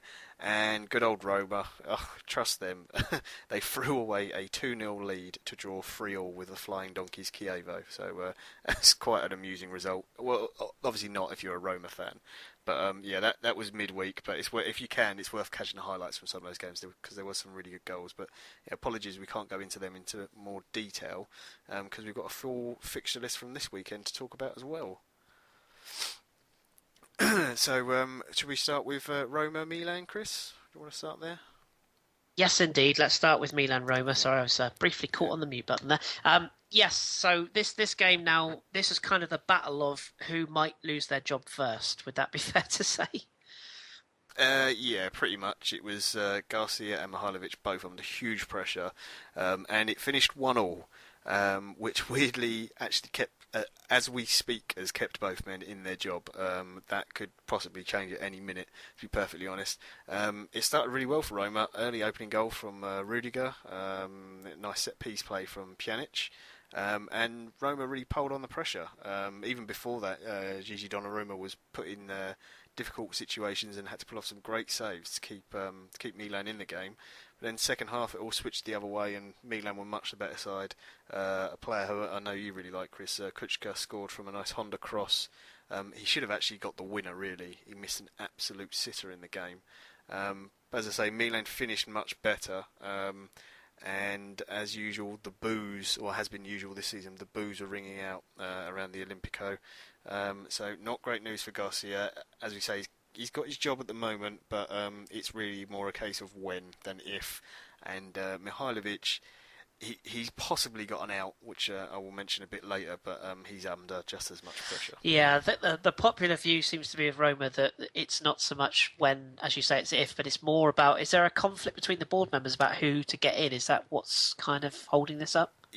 There's one member of the board who still wants to back Garcia. Everyone else on the board has I mean, this is all obviously what you can read in papers and other journalists have said, but it essentially sounds as if all of the board members, bar one now, have all come round to Garcia has to go, and it's possibly changing that one person's mind. But then there is still an argument over who is best to replace him. But I'll in the news section I'll give you the list of names that it never ends of potential Roma managers. Yeah, long list, and yeah, I know one of them that both you and I are familiar with at Inter. I'm not sure that would work out well. We shall see.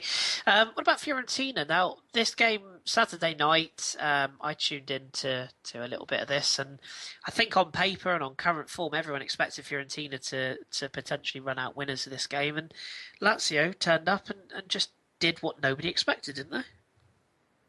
Yeah, because Lazio actually turned up, which was the really strange thing, because they haven't done it most of the season, to be honest. It finished 3-1 in the end to Lazio. It was a very strange game because there was so much pressure from Lazio the entire game that it seemed like it was going to be one of those typical Lazio performances where no matter what they did, they would end up losing, despite the fact they went 1-0 up from Keita just getting the breakthrough just before half-time. But they kept on wasting chances, and Fiorentina was certainly creating enough, and you just had that sort of feeling in the back of your head. It's like, okay, Fiorentina are going to get one, then Lazio will just crumble and fall to bits like they normally do. But it didn't happen, and the last 3 goals actually came in the last 5 minutes, all in injury time. Milinkovic-Savic got the second, and Lazio went 2-0 up. It was like, yep, fine, okay, Lazio are going to get a really good win here. This is great for them. And then Roncaglia, of all people, scored from, I think it was about 25 yards out. Really bad keeping error from Berisha, who basically he caught it and then decided to drop it again and near enough throw it in the back of his own net. At which point it looked like Fiorentina would maybe at least get a draw out of it, but then up popped Felipe Anderson, the much talked about and possibly on the move Felipe Anderson, that is, came off the bench and scored the winner. So really good result for Lazio. They really needed that. the problem Fiorentina had, they did have a few players out. Injured, notably Ilicic.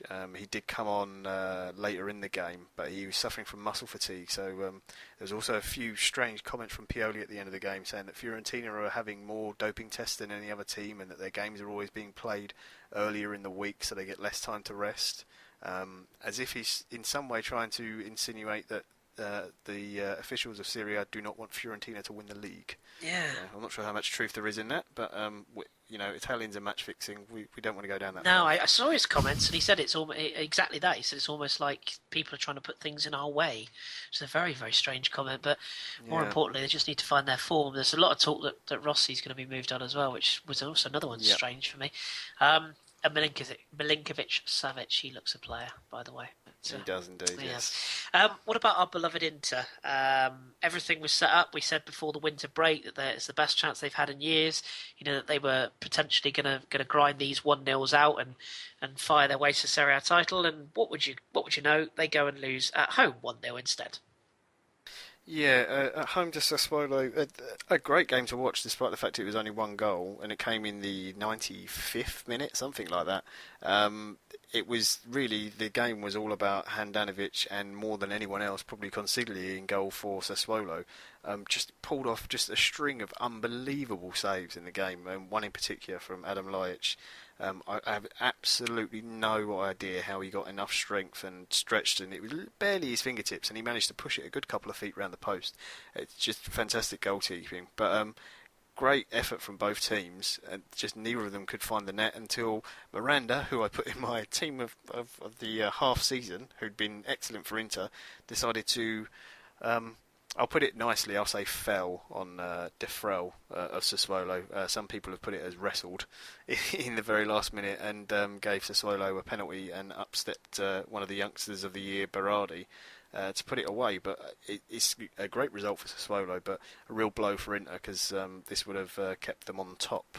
And it's now given a chance for the likes of Juve and Napoli and everyone else to catch up. Yeah, I suppose the only thing we could say positive is if Inter were going to lose, then we would probably be happy that it was to the old Nero Verdi. So, oh yes, if we were going to have to pick anyone. And then finally, Juventus on Sunday night, they went away to the little aeroplane Magenta Montella's Sampdoria. Came away with a victory. Paul Pogba with a delightful goal, and a certain forgotten German popping up with the second goal. That was quite an entertaining game on Sunday night, wasn't it? Yeah, really good game. It's the 9th straight win now for Juve. Just unbelievable the run they've been on, considering how poorly they started the season.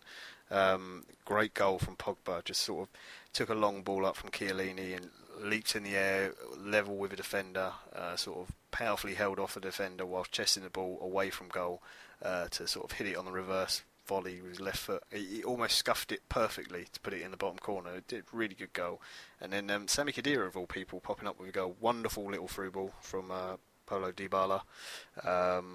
Definitely one of the best players in that particular game. Cassano pulled one back for Sampdoria around 64 minutes, and it was a little bit scary there for Juve for a while. Allegri doing his Hulk impression again, ripping off his jacket and nearly taking off his shirt, screaming at the Juve defence to sort out some of the issues they were having. But a really good and important another win for Juve. A little bit disappointing for Sampdoria, because I think they could have possibly got a point out of that game, despite the team they were playing. Moisander also got himself sent off in injury time for just the stupidest tackle on Zaza, which was completely unnecessary. He had nowhere near the ball, wasn't even trying to get it. It was just clearly for an injury. And Samp actually did have a really good chance at the end, Chiellini having to head it straight off the line with the last seconds of the game. So Allegri was possibly justified in the impression he did, but another good win for Juve and moves them up the table. Also notable in that game was that Daniele Rugani, whose agent was less than pleasant about Allegri in midweek, because of the fact he didn't play in the cup game. He actually got a start in the back three for Juve, so obviously trying to keep hold of him still with the transfer rumours surrounding him. Yeah, former Hipsters choice, Daniele Rugani, of course. We'll keep an eye on him. Just before you give us the other results, I just want to very briefly pick up on a gentleman that's made our team of the week. More on that in a second. But with the sort of the spotlight falling on your Messis, your Ronaldos, your Aubameyangs, Gonzalo Higuain is a player I must admit that I've been very divided on over the years. But I'm right in saying it's 19 goals in 21 games in Serie A this season. This guy he's got to be easily the best player in Serie A at the moment, isn't he? Yeah, without a doubt, which is really saying something when you consider some of the names that you can throw around for Syria. I think the record or the run he's on at the minute for goal scoring is only bested by a player. I cannot remember the name, but it goes all the way back to the 1950s. So you can see the sort of form he's in because despite Italy generally always having good forwards and they've always had some exciting players, you don't get a lot of goals though because it is such a defensive league and there are such good defences in it, and the run he's doing is just amazing. That Napoli team's doing really well, so easily the best player. Put all your money on him being capocannoniere for the season. I think that's pretty much a done deal. The interesting thing will be to see whether he leaves in the summer or stays there, because there'll be a lot of clubs still looking at him because he's really disproving people. Because I like you, Kris, I always thought he was a bit of a flat track bully, but he's really showing everyone up this year. Yeah, he's definitely taken himself to a new level, and I did hear that stat as well. I think it might even have been the 40s, but yeah, you're absolutely right. It's a long time ago that high scoring record has stood with that gentleman whose name also escapes my mind. Terrible planning this, terrible. Write in if you know. I say write in. Don't send us a letter because you don't know where we live. That won't work. Right, give us the other results from the weekend's games and a quick check on the table as well. Yeah, sure. So Carpi got a perhaps surprising 2-1 win at home against Udinese. A little fact from this one is Pascuti, who plays for Carpi, got his debut goal for Carpi and his first goal in Serie A. He's the only player ever to score in all 5 leagues. The top 5 leagues in Italy, which I thought was quite interesting. Apparently, even when Carpi were 5 leagues down, they said that the Pascuti wasn't good enough to play from then, so he's proved them all wrong, so well done to you. Atalanta lost at home 2-0 to Genoa. Genoa finally ending that losing streak they're on. Torino losing 1-0 at home to Empoli. The Big Mac strikes yet again.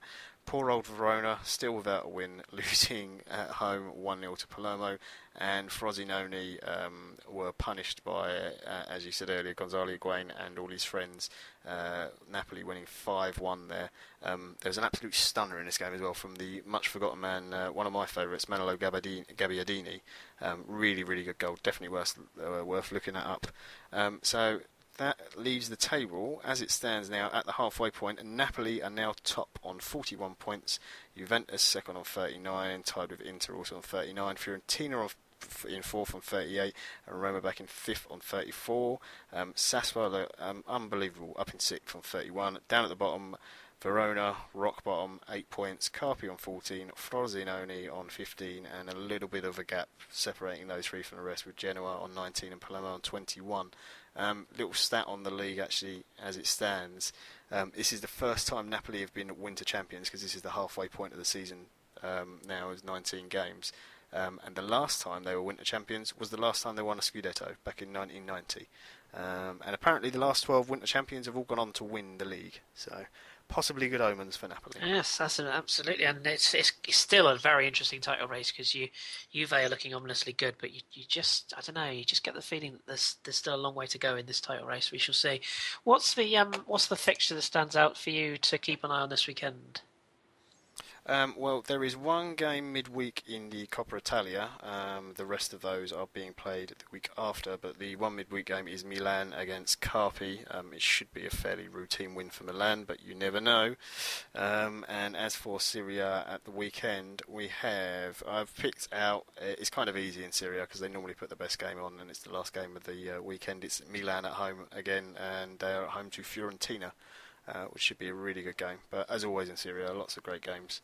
Would you like a little bit of news? Yes. There's lots of transfers. I know you've been frantically scribbling away all week trying to keep up with them. Yeah, I tried to. I'll be honest. I got so fed up with them. I just thought, no, I'm just going to do like 2 this week because there's so many. One from your league, Milan Bisevic has completed his move from Lyon to Lazio, and the only other one I was going to really mention in terms of transfers was Torino are in talks to bring Immobile back from Seville.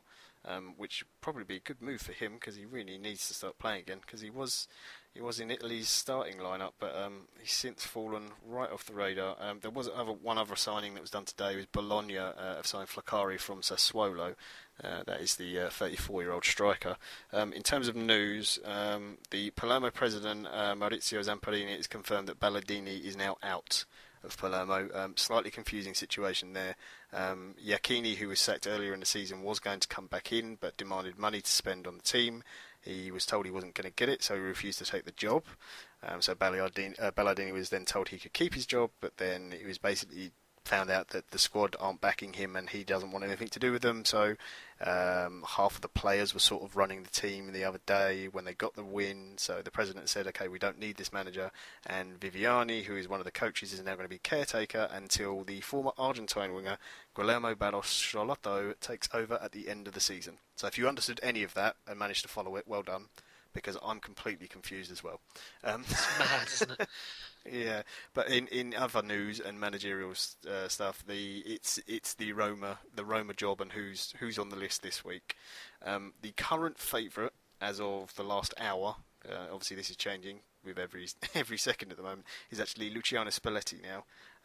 But there are other names. Former Inter manager Walter Mazzarri. Oh God, if you're a Roma fan, yeah, I know you're praying that you don't get him because I certainly remember his time at Inter and was not happy.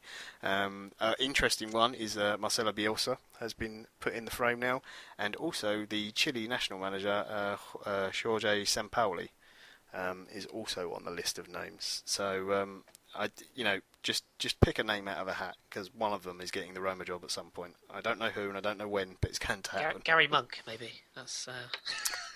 Honestly, I honestly think the Roma fans would take absolutely anyone at the moment. You know, the ultras aren't even going to games anymore. It's got that bad. It's funny actually because Marseille held up pictures of Bielsa in the crowd last night at the Velodrome to try and get El Loco back, and I wonder if Roma would, maybe somebody like Capello turn into him would be the right choice at the moment just to placate the fans. But yeah, we shall see. I suppose they're not fans that are easily pleased. I think that's fair to say. Although you probably could say that about any Italian fans.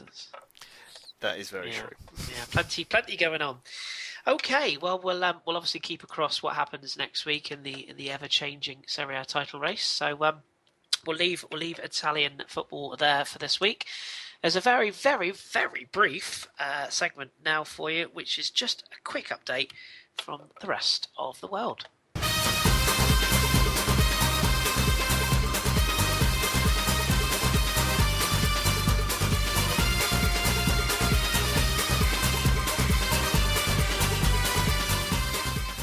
Right, the rest of the world this week, I just wanted to give a very quick update on the Portuguese Primeira Liga, or Liga NOS, whichever you prefer, just because it's really hotting up. You've got 3 teams within 4 points at the top, no prizes for guessing who those 3 are, but Sporting Club de Portugal, or Sporting Lisbon, whichever you prefer, are top of the league. Jorge Jesus' side are 4 points clear of Benfica and Porto, who are now tied on 40 points in second and third respectively. Now this weekend, Porto got a 5-0 win thrashing Boa Vista away from home.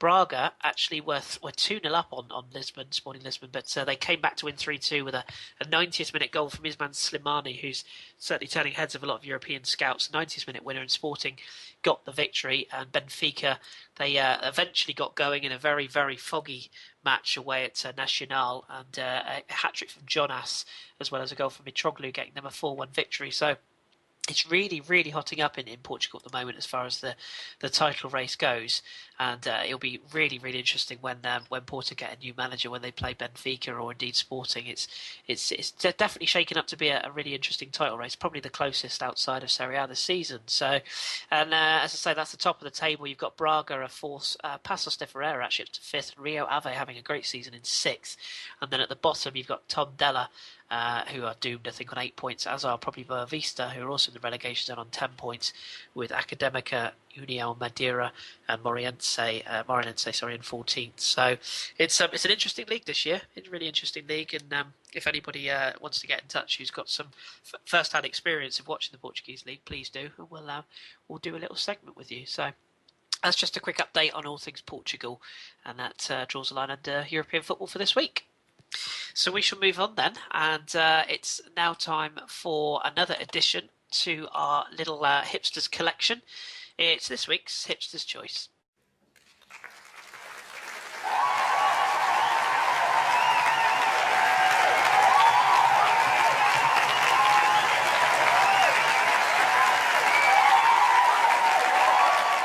Right, now I thought about this long and hard, and I thought, who can I enjoy, or who can I give somebody some enjoyment this week? Because I thought, hang on, Drew hasn't had a lot to do because there's not much Bundesliga going on.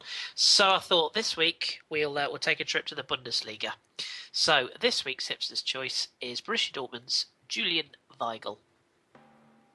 So what do we know about Julian Weigl? Well, as usual, Kelly's put together some fantastic notes for us, so let's get underway. So he was born on the 8th of September 1995, which makes him age just 20 years of age, or 20 years old. He was born in the hometown or it's actually written Bad Aibling. Now, I'm sure it's not how it's pronounced, but it just sounds brilliant. And he is indeed German nationality. He stands at 6'2" and weighs 157 pounds. He is the Borussia Dortmund number 33, and he represents the German under 21 international side, as well as playing in the Bundesliga. And his position is midfield. He's a client of Nike. He wears the Magista Opus boots in 2015-16. He came through the ranks at a local team. Again, apologies for the pronunciation. SV Ostermunchen, I believe is how you pronounce that. And he spent 4 years with them. And an 1860 Rosenheim between 2006 and 2010. That was between the ages of 11 and 15. And in 2010 he joined 1860 Munich's youth system. And in the 13-14 season he made 23 appearances in the reserves. And that's in the Regionalliga Bayern. That's the fourth tier of German football. And in the second half of the season he was given his first team debut in the Bundesliga 2, coming on as a 66-minute substitute in their 2-0 away defeat at Ingolstadt. Weigl made 13 more of his first team appearances in the latter stages of the 13-14 season. The team finished 7th, and his performances impressed. And the then 1860 Munich coach Ricardo Moniz, and he named Weigl his captain in his first match, the 2014-15 season against Kaiserslautern. And at age 18, this made Weigl the youngest captain in 1860 Munich's long history. He made a total of 26 appearances for the club in the 14-15 season under three different coaches, and played an important role in keeping 1860 from being relegated. Torsten Frohling chose not to start him in either of the team's relegation playoffs, and was quoted in saying, "In this, i.e. the second half, it was all about headed duels and long balls, dynamics that he still needs to work on." So his performances, nevertheless, in the holding midfield role in a struggling team in the Bundesliga relegation zone, Bundesliga 2 relegation zone, they didn't go unnoticed. And Borussia Dortmund signed the 19-year-old for €2.5 million. That's 1.87 million in English money, as it were, on a contract until 2019. And he made his Bundesliga debut on the 15th of August in 2015, a 4-0 home victory over Borussia Mönchengladbach. Sorry, John. Although he made his official Dortmund debut a few days earlier in the DFB Pokal, coming on for Sven Bender in a 2-0 victory over Chemnitz FC, a third-tier German club. And when Weigl arrived at Dortmund over the summer, many didn't expect to be hearing his name blasted out around the Signal Iduna Park so soon, but the 20-year-old has been quite simply a revelation, quickly establishing himself in the starting 11, and his performances been so consistent he's become the staple in coach Thomas Tuchel's side, and is currently keeping out Sven Bender for regular position. And Weigl has also played 16 out of 17 of Dortmund's league games this season, 14 starts, 13 90 minutes. He's also played 3 German Cup games in the DFB Pokal, and 10 starts in there. And 10 starts in the UEFA Europa League games. He's made 7 of those have been starting appearances. Weigl has played at the German under 19, under 20, and under 21 teams. He scored an international goal for the under 20 side in a 1-1 draw against the Netherlands on October 13th, 2014, and that was in a mini 4-team tournament. He made his debut at under 21 level, and he currently has 4 caps. That's the last one of those against Denmark. Just quickly, his strengths and weaknesses. His strengths: excellent positioning, special awareness and distribution and passing accuracy, confidence with the ball, and his height provides presences, and his long limbs enable him to make interceptions. Weaknesses: although he's tall at 6'2", he's very skinny. Can be nudged off the ball at times, and he's not shy about wanting the ball. Sometimes over-eagerness can be a hindrance for young players. However, Tuchel has said he'd rather have him want the ball than hide away from it. A couple of quick quotes from Indeed. Thomas Tuchel, his coach: "You can see every day that things are moving forward, and he enjoys it so much, which is why we play him so often. Julian has made a very good impression, and the whole time he's been here, he's thrilling us with his briskness and carefree attitude. At the same time, he displays the ability to learn and soak things up. He's totally clear, cordial, and open young man. He can eat what I can eat what I want and not change my shape, so I do," said Weigl in a recent interview about his diet.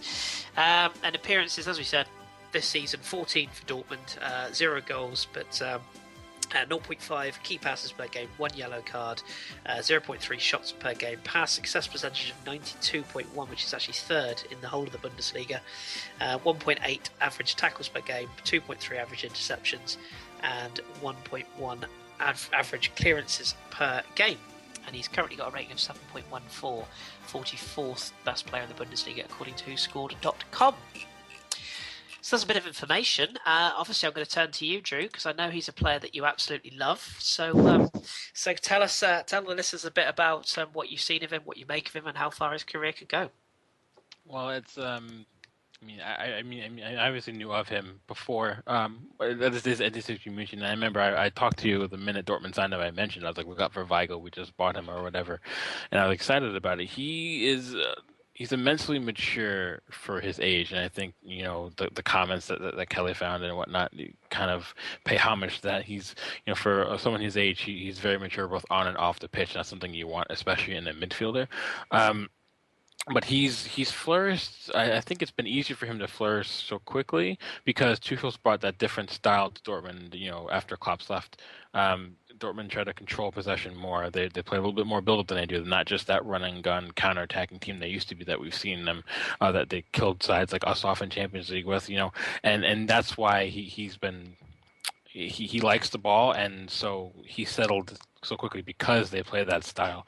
So, he has the record now for the amount of touches in a Bundesliga match. He said that a couple of weeks back. He averages, I think it's something like 90-something passes per match with that pass completion rate of 92%. So he's very much he's very much like the kind of like how Santi Cazorla is now for Arsenal, where he will be oftentimes the assist beyond the assist. He doesn't have a single assist this season, but he's often the one that gets that move going. That pass before the person who gets the assist to whoever it is, Aubameyang, Mkhitaryan, Royce, whoever it may be.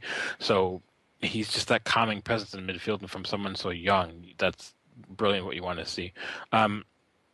He does have some weaknesses, though, honestly, and I think to get past it in the long term, he's going to have to work on that side of the game. He's not fantastic in the tackle, and for someone who plays a deeper holding role, you want him to be impose himself a little bit more physically.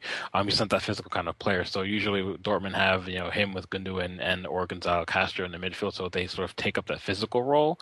But eventually, if he wants to make the next step up and eventually see some time for the full national team, he's gonna need to get that side of his game sort of honed in, and he maybe had to put a little bit more muscle, maybe 5-10 pounds of muscle, really sort of, he reads the game so well, so he should be able to become a better tackler. And usually young players aren't best in tackle. Kris, I know you'd probably agree with that. You do a lot of coaching with the Pirates, so sometimes younger players are more rash in a tackle, but he's more intelligent for a player his age, so I think he'll be okay. But for me, I think the ceiling is where he wants to set himself. It's hard to go when you go from 1860 München to Dortmund in a year and being one of the most crucial midfield components in a Dortmund team in their revival in just one season in your career. You've put a lot of expectations on yourself, maybe unintentionally, but I think he can handle it. I think hopefully by the World Cup in 2018, he would have been capped for the full national team by then, but it's always tough to break into that German team. But I think he absolutely can do it. If he builds strength on strength year on year, I think he can. But I think he's be one of those players who I see him in the Bundesliga for his career. I don't see him ever leaving, like most German players. But I do think he can. I don't know if he'll necessarily end up being, I hate this term, that a world class, but he could be a very, very, very, very good midfielder. I see him being better than probably maybe better than Sven Bender in the long run. But yeah, he's definitely a player that Dortmund are going to want to hold on to for a while. Trust me, Joe, I wish I had players of his level to be able to coach. I really do. Don't think that's likely at my level, unfortunately. But no, he's certainly a talent, and coming out is one of those sort of real Cinderella stories. A player plucked out of the lower leagues and gone straight into a really top level side. So he's certainly one to watch. And as usual, if you've got any questions, I know say Drew watches him on a regular basis. Fire him some questions, and thank you to Kelly as usual for providing that excellent information. So keep an eye on Mr. Weigel. That player profile will go up on our website, of course, which I'm working on at the moment. So if you go to our Hipsters Choices tab on the website, you'll be able to get some more information. So working on that. So bear with me, but they'll all go up eventually. Right, let's move on then to our next segment, and that is this week's Team of the Week.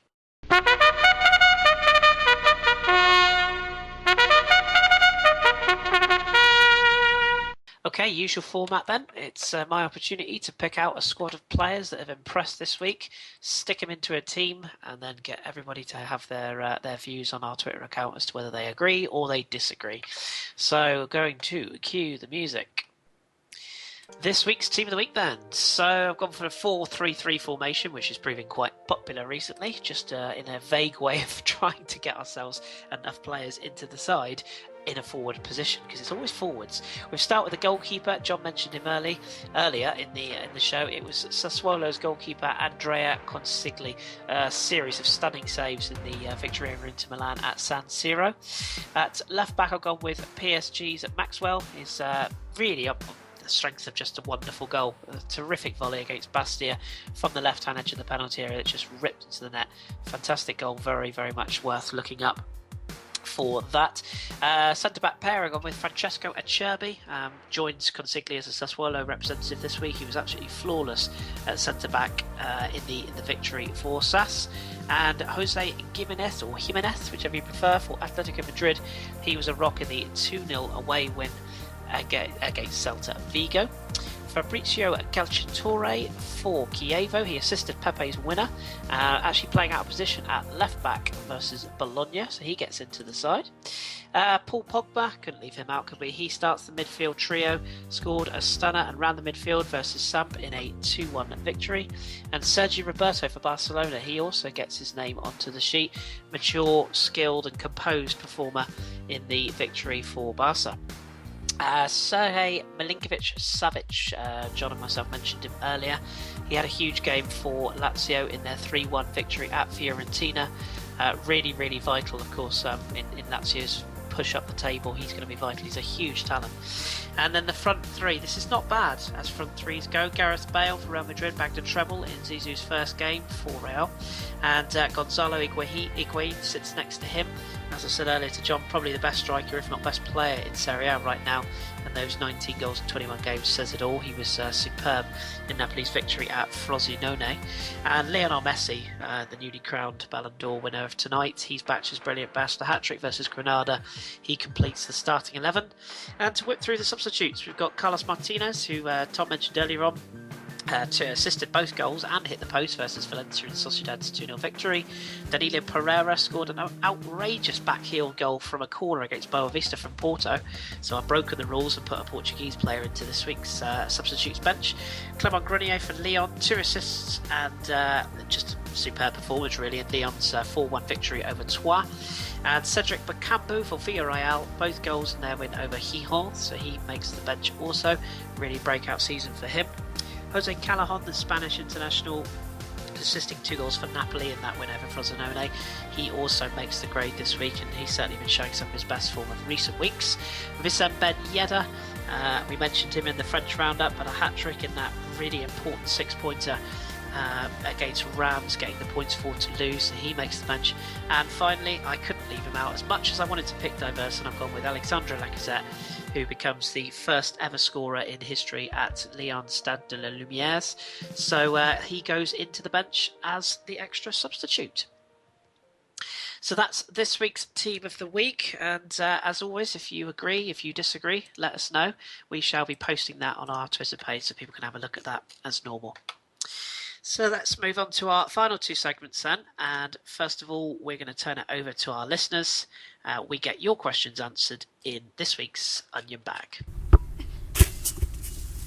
Right then, we've had a couple of good questions. Obviously, we answered Gregor's earlier on in the podcast. That was in relation to the BallondOr and what we thought of the FIFA Team of the Year.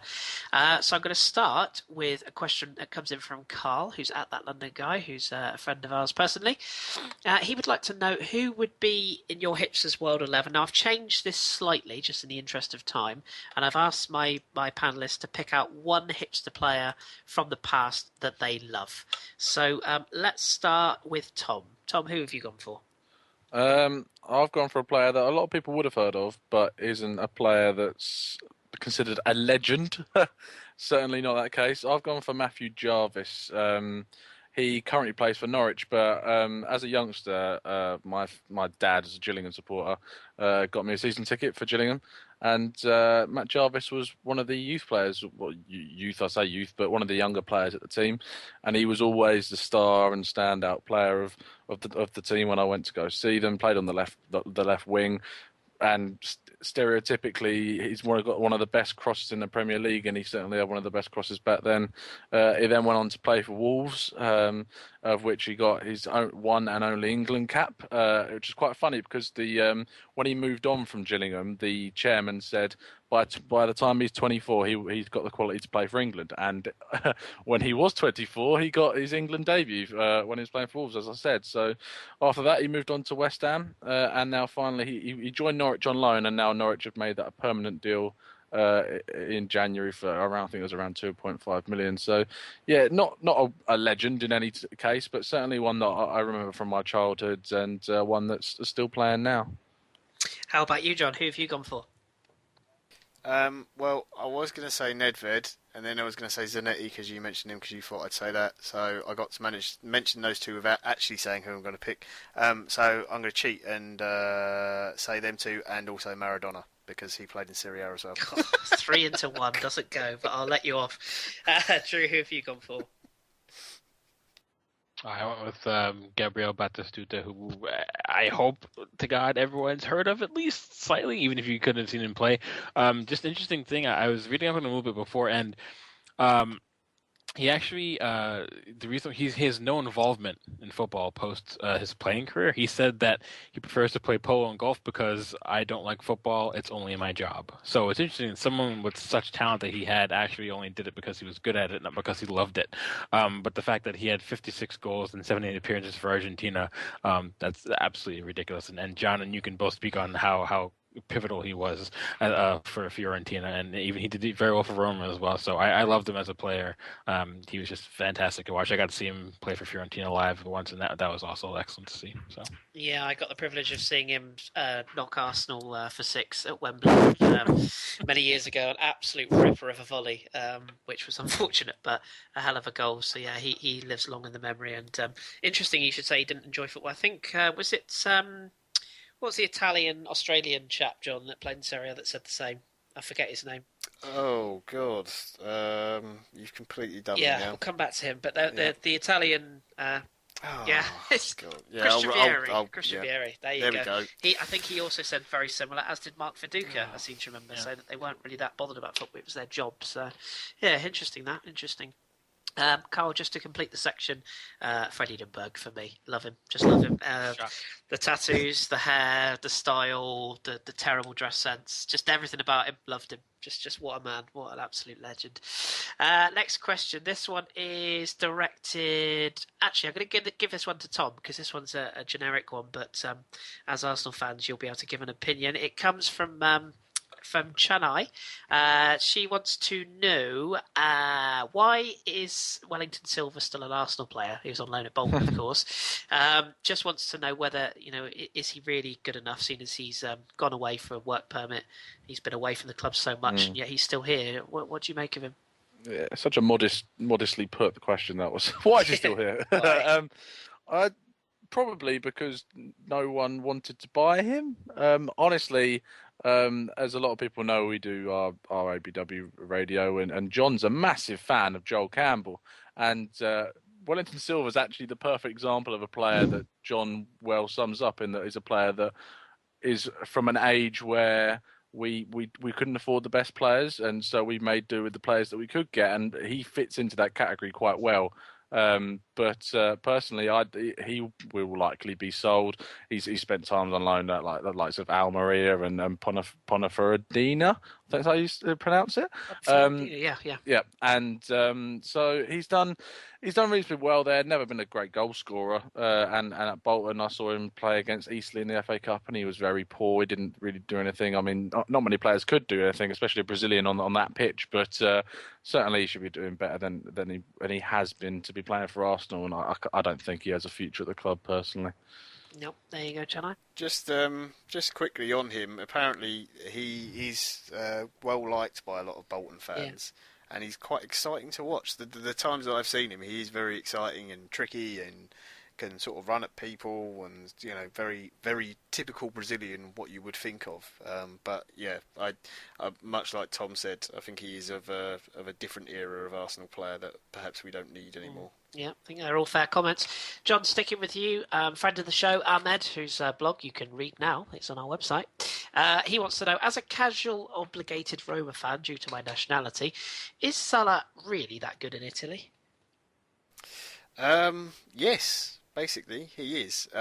He at the moment he's coming back from an injury, so he's not in the Roma side so much, and he was only on the bench in the last game. But when he's on form, he's absolutely fantastic because all defences struggle with pace. It doesn't matter what the league is. If you're a quick player and you can run with the ball, you're always going to cause issues because you get defenders running back towards their own goal and they just don't like it. And he's got absolute bags of it. For whatever reason, it didn't work out at Chelsea. I don't know whether it was the manager at the time didn't like him, or he just didn't like the club or the city or something like that. But he just wasn't comfortable there. He went back to Italy and it's worked out fine for him.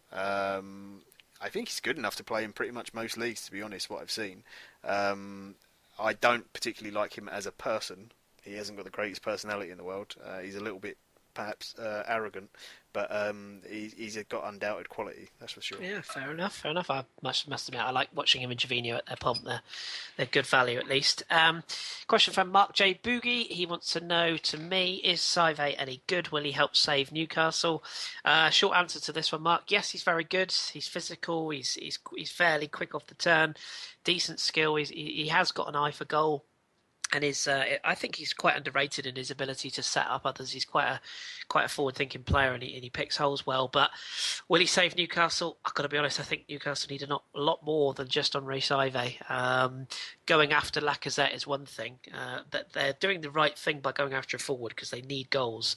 And I think the worry that Newcastle fans will have if it's being reported that Saive is a winger, they're going to be very disappointed because I don't think he'll get more than 3 or 4 goals a season, if I'm completely honest. Certainly not in the Premier League, certainly not in the next 6 months. So, yes, he's very good, but I don't think he'll save Newcastle.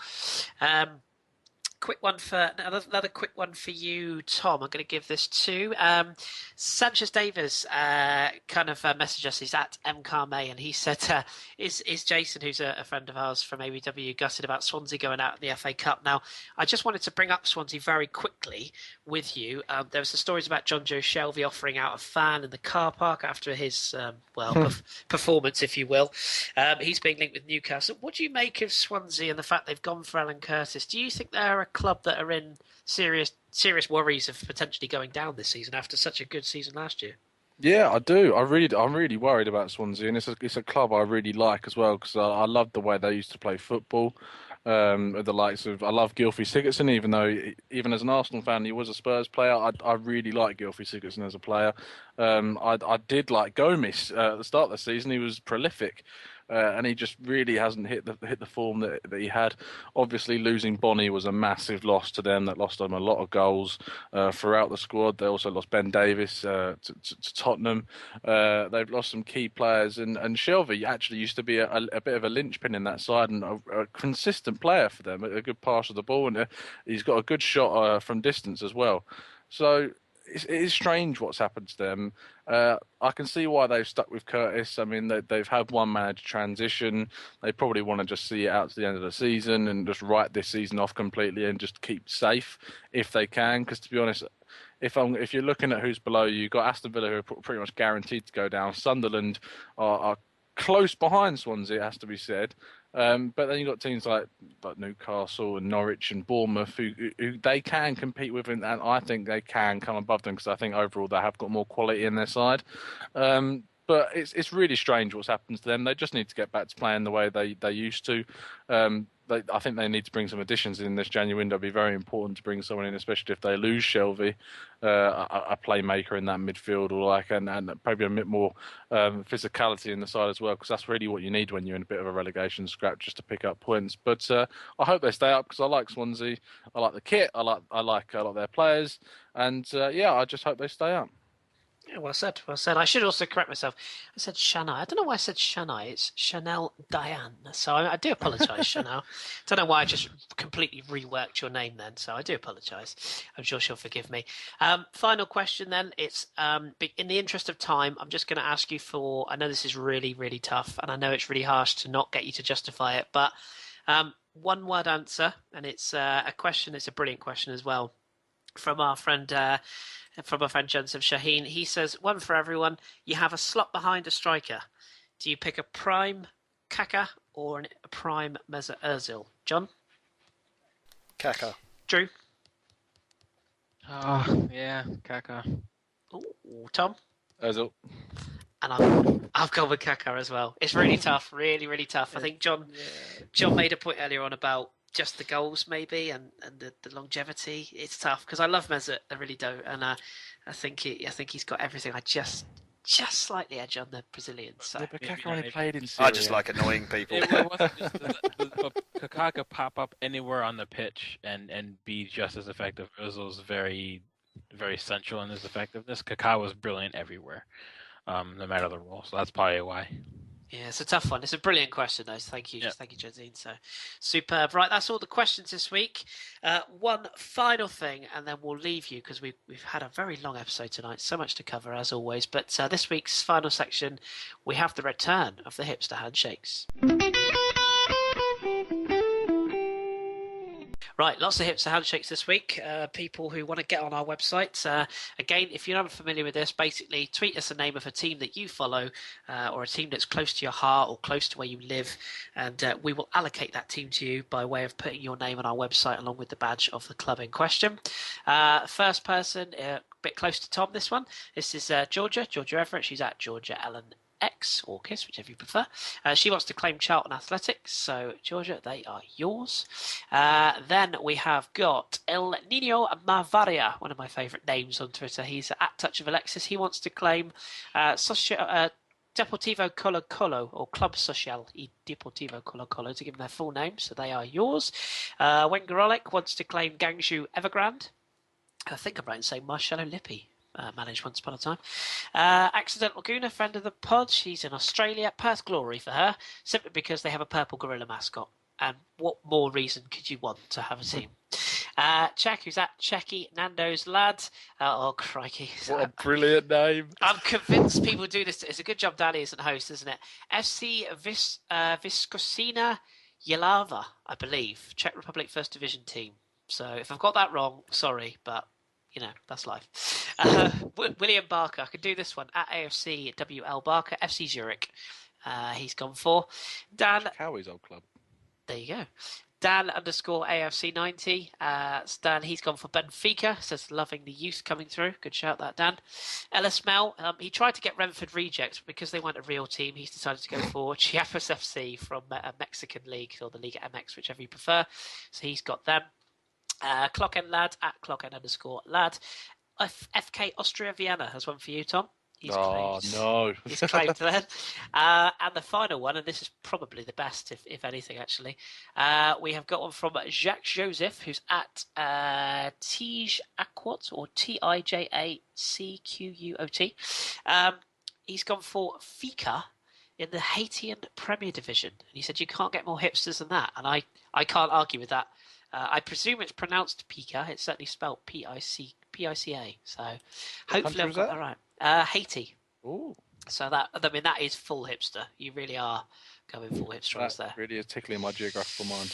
Isn't it just? Yeah, so there you go. So look those up. So that's all our Hipster Handshakes. So I will go about getting those onto our website before we next record. So keep bearing with me, keep checking back, and we'll have those up for next week. Thank you to all who have sent those. As usual, if you want your name on the website, you know what to do. Right, extra long edition this week, which is really weird because we've missed out a league and yet we've still gone even longer than usual. It's bizarre, but hey ho. Just a couple of quick plugs. Drew, you'll be putting another Robin Friday Hipster Hall of Fame player up. Who's up this Friday? Oh, you actually want me to release who I'm doing? Yeah, go on, titillate the viewers, It's listeners. Stefan Effenberg this week. The legendary German international who's currently ruining Paderborn. Good stuff. Also, plug from me. I'm hoping to get my interview with Natalie Dean done this week, so I'm hopeful that should be released, if not this week, beginning of next. So look out for that. Also, our good friend Ahmed, his blog is now live. So if you want to learn something about Egyptian football, have a look at our website or indeed the Twitter account. So I know the guys have all tweeted a link as well. So it's an excellent read. It's full of passion, and you'll certainly learn something you didn't know about Egyptian football. So give that a read.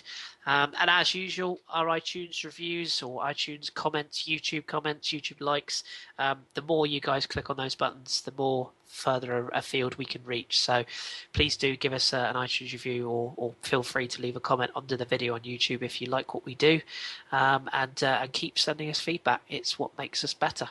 So keep doing it. That's pretty much it from us this week. As I say, we have released a new show, which is the English Breakfast, so keep an eye on that. That will be released next Monday morning.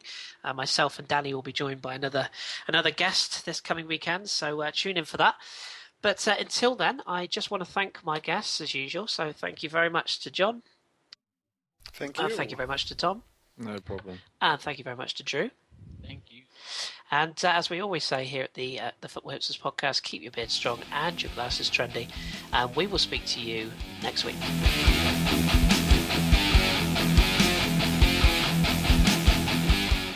Thanks for downloading and choosing the Football Hipsters podcast. Remember, you can follow us at the FH Podcast on Twitter or our website www.footballhipsterspodcast.co.uk. You can also follow us on Twitter individually at AFC Freddy8 for me, Kris, or for Danny it's at @the_GFP, for John it's at JWelsh84, for Tom it's at TCanton94, for Drew it's at AFC BVB1410, for Jake it's at JakeArsenal1, for our producer Gaz it's at GazmanJones, and for our researcher Kelly it's at Kelly_Mayor. We'll speak to you next week.